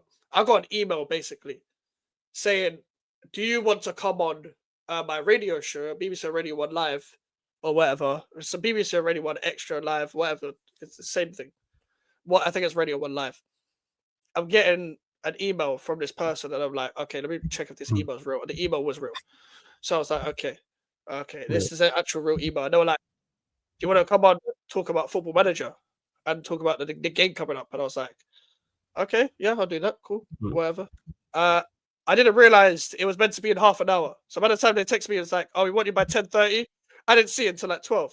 So I was like, "Fuck!" You missed it on accident. One of them ones. I was like, "Sake, man, I missed out on such a big opportunity." But it was like, we'll come back around, just. Yeah, it'll happen again. It'll happen again. Like that's what I'm thinking as well. So like when I miss out on an opportunity, I'm like, fuck, man. But I'm like, these opportunities keep coming about where people want to know your opinion on certain things and stuff like that as well. So like that's why I'm trying to do everything on all platforms. Because if I'm doing it by music, I might get called up to do something music related. If I'm doing it by football, I might get called up to do something football related. as well. And TikTok is a great way to grow and get recognized as well, and make sure that people can inquire about you as well, and make sure you're branded out there where people can reach out to you. And that's that kind of like the next steps for me, to be honest with you. Oh, that's fair. That's fair. Hey, man, like I say, I've been not interrupting as much because the conversation has been what you've been talking about has been flowing well. Prime says here, we'll get to a couple questions. Mike, what's your thoughts on being clipped and memed? What's your favorite clip/meme you've seen? Obviously, you mentioned it already with the boxing clubs, but yeah, what is your thought? Not so much what's your thoughts on being clipped and memed, because you mentioned that, but what is your favorite clip of you that's been memed? Yeah, because Prime does half of it. Like, Prime be there. Prime, yes. The minimum half of it. My favorite one. Oh, there's a lot. There's a lot of them, like from like just recently. Name like 3, 4. Yeah, you don't even have to do favorite one. Do like your top 4, top 5, or favorite 3, 4, 5. Yeah, so the match reaction, the boxing gloves, where I'm like, you're laughing at me, but Arsenal was funny. That is very, very funny. Arsenal. He's not even talking about that one. That's the funny part. Oh, is there another one?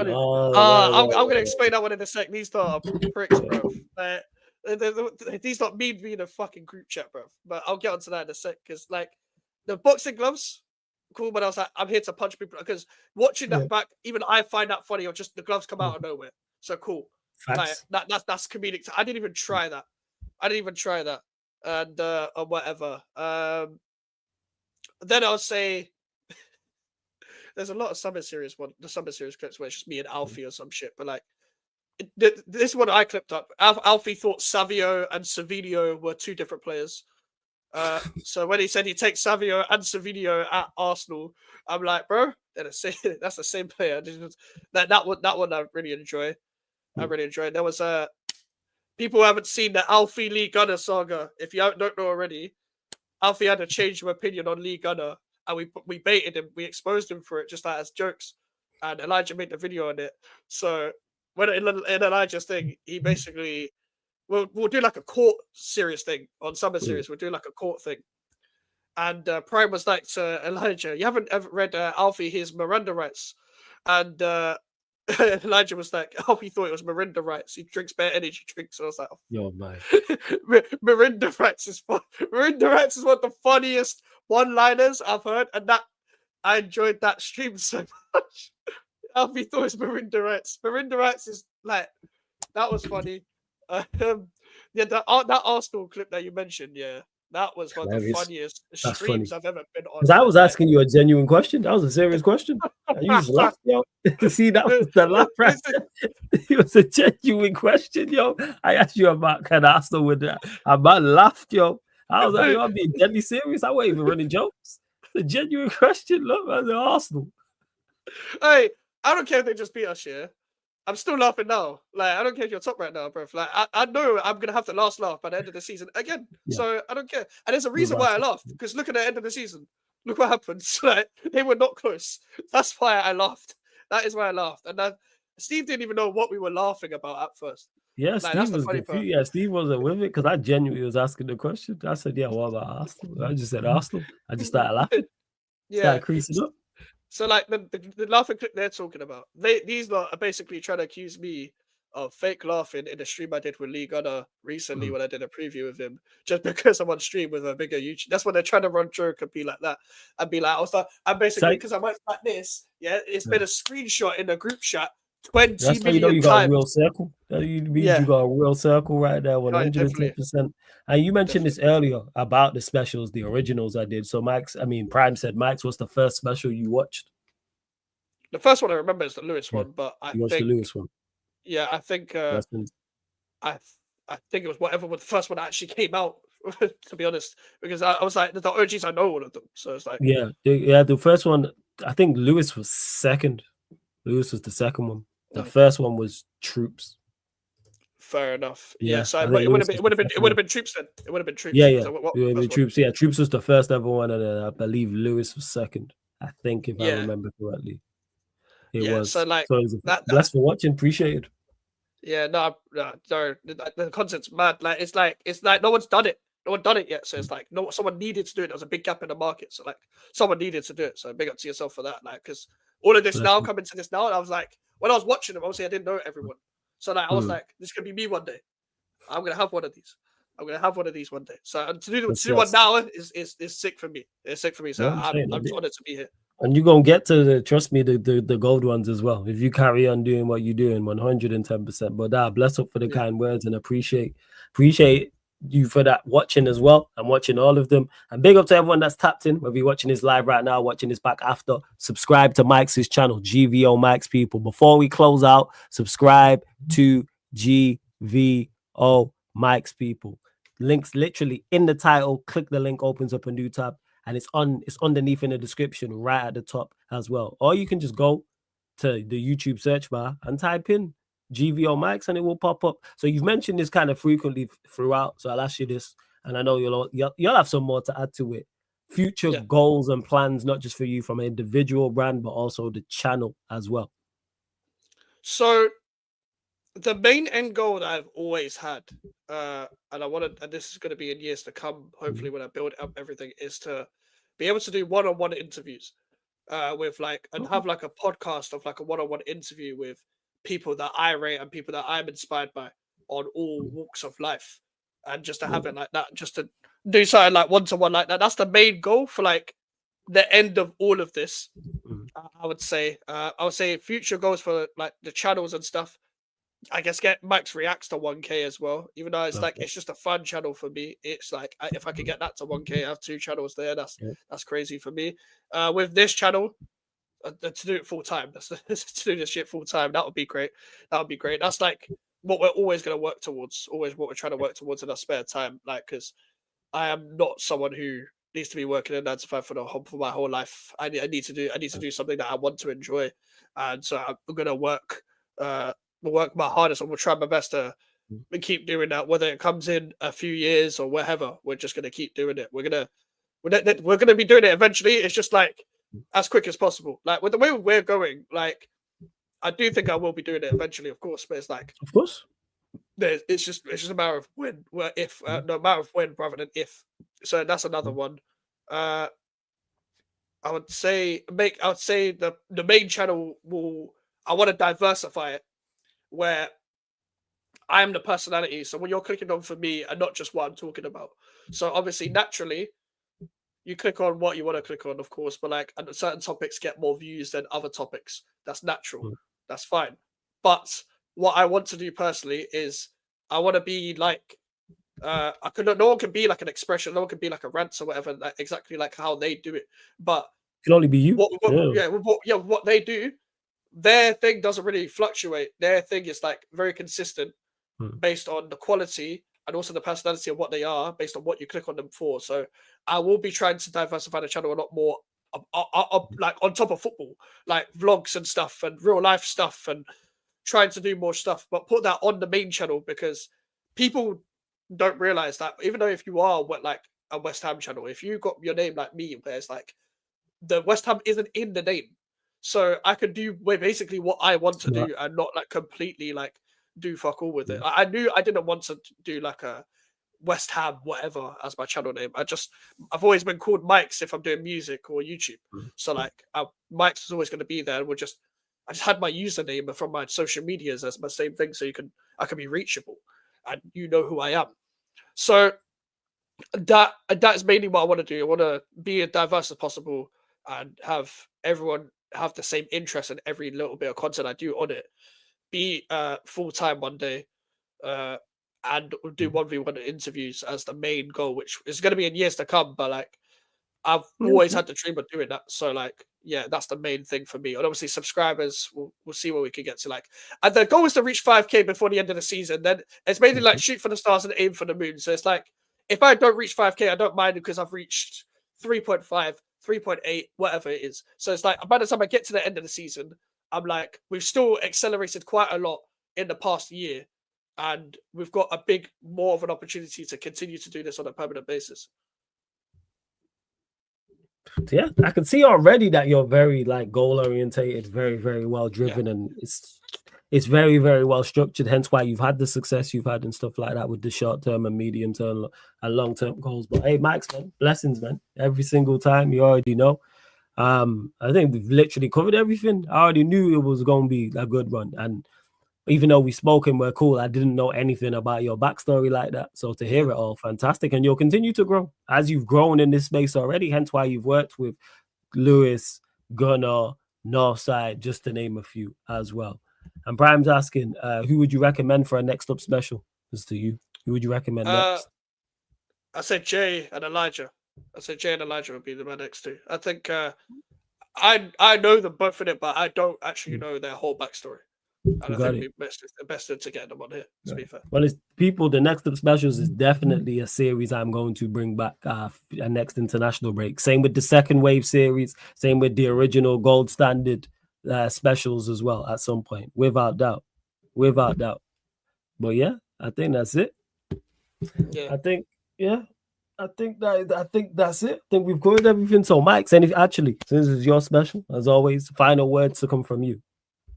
No, listen, I appreciate every bit of support I get, whether it's little or like it's something mad, when we grow and whatever. And nothing can be done. None of this can be done without people supporting in the chat, people liking and subscribing, and just supporting all the content creators. And I always say this to people, like, whether you watch them or don't watch them, like, if you see shit on your timeline on social media, share the shit that you watch. Share the shit that you watch, because it's difficult. This stuff is difficult, and a lot of people got me here in it. So like, I think I've not named everyone, but I've named the people that I can remember the most, that played the most, that had the most impact on the YouTube channel. So I thank all of them as well. And this is only the beginning, because this is the next up. So we're trying to do even more bigger, better things. And yeah, just keep supporting everything that you watch, because it's very important. We're all trying to have the same goal at the end of the day, to make this, to try and do this on a regular basis if we haven't already. Yeah.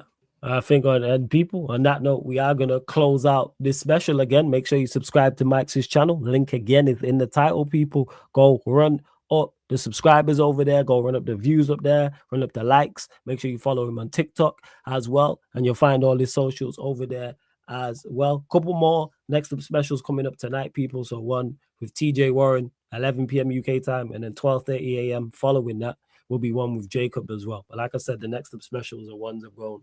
This is definitely a series I'm going to bring back at a later day. But Mike's big up, man. Bless. Appreciate you joining, man.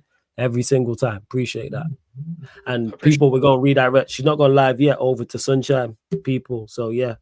Prime, yeah, I just seen your message. I'm just going to send everyone over to Sunshine's channel, even though she's going live in like 20 minutes. So, big up. Love to everyone that's locked in. This has been Next Up Special with Mike's of GVO Mike's YouTube channel, live on the Sarcasm City TV YouTube. Thank you very much for tuning in.